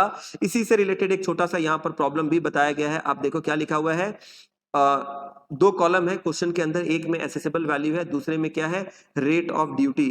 मैं आपको बता दूं यहाँ पर भी जो टाइपिंग एरर है, ये 5000 और ये 1000 है, ये मिस प्रिंट हो गया है, तो ये 5000 यूएस डॉलर है और ये 1000 यूएस डॉलर है। ठीक है, तो आपने क्या किया, देखो आपने मशीनरी इंपोर्ट किया फ्रॉम यूएसए बाय एयर, आपने यूएसए से एक मशीनरी को इंपोर्ट किया जिसकी एसेसिबल वैल्यू है 5000 यूएस डॉलर। आपने एक मशीनरी को इंपोर्ट किया यूएसए से एयर के थ्रू, एयरक्राफ्ट के थ्रू, जिसकी एसेसिबल वैल्यू है 5000 यूएस डॉलर, और इसकी रेट ऑफ ड्यूटी है 12%। ठीक है, और accessory compulsory along with the machinery, machinery के साथ साथ आपने कुछ कंपल्सरी एक्सेसरी को भी, उस मशीन से रिलेटेड में भी कुछ ऐसे कंपोनेंट या एक्सेसरीज होंगे जिसको आपने साथ में कंपल्सरीली खरीदा, उसको भी इंपोर्ट किया। तो accessory compulsory accessories compulsorily along with the machinery, machinery के साथ जो एक्सेसरीज कंपल्सरीली आए थे उसकी एसेसिबल वैल्यू है 1000 यूएस डॉलर, और इसकी रेट ऑफ ड्यूटी है 14%। ठीक है, आपको क्या बताना है, आपको बताना है ऊपर देखो, how the rate of duty shall be applied in the following case, आप रेट ऑफ ड्यूटी कैसे अप्लाई करोगे, और नीचे देखो बता दिया गया है जो एक्सचेंज रेट है वो कितना है, 52 रुपीज। आप देखो यहाँ पर एक्सेसरी की जो प्राइस है वो मशीन के साथ दी गई है या अलग दी गई है, आप देखो एक्सेसरी की जो वैल्यू है वो अलग दी गई है, यानी कि मशीनरी मेन आर्टिकल के अंदर इंक्लूडेड नहीं है। तो ऊपर के जो तीन कंडीशन थे उसमें से एक कंडीशन क्या थी कि प्राइस सेपरेट चार्ज नहीं होना चाहिए, किसी भी कंपोनेंट या एक्सेसरी का जो प्राइस है, जो वैल्यू है वो सेपरेटली चार्ज नहीं होना चाहिए, ये one of the three conditions थी। आप देखो थर्ड कंडीशन में क्या लिखा हुआ, ऊपर जो मैंने रेड कलर से टिक किया है उसमें से लास्ट देखो, no separate charge is made for such supply. तो कोई अलग से सेपरेट चार्ज नहीं होना चाहिए, पर यहाँ तो सेपरेट चार्ज है। तो अगर सेपरेट चार्ज है तो क्या होगा, तब यहाँ पर आर्टिकल को मेन आर्टिकल के रेट से टैक्स लगाएंगे, और जो अलग से कंपोनेंट या एक्सेसरी है उसको उसके रिस्पेक्टिव रेट से टैक्स लगाएंगे। यहाँ पर सेम कॉमन रेट से टैक्सेबल नहीं करेंगे, मेन आर्टिकल अपने रेट से टैक्सेबल होगा, कंपोनेंट एक्सेसरी अपने रेट से टैक्सेबल होगा। समझ में आया? जब ये ऊपर दिए गए तीनों के तीनों कंडीशन जब सेटिस्फाई हो जाएंगे तभी तभी सारे के सारे एक्सेसरी और कंपोनेंट मेन आर्टिकल के रेट से ही टैक्सेबल हो जाएंगे। ठीक है, पर यहाँ पर तो वैल्यू जो है वो अलग से दी गई है, सेपरेटली चार्ज की गई है। तो यहाँ पर देखो क्या है, तुम देखो यहाँ पर ध्यान से देखो, तो एक्सेसरी की जो एसेसिबल वैल्यू है कितनी है, एक्सेसरी की जो एसेसिबल वैल्यू है $1000 है, मशीनरी की एसेसिबल वैल्यू कितनी है $5000।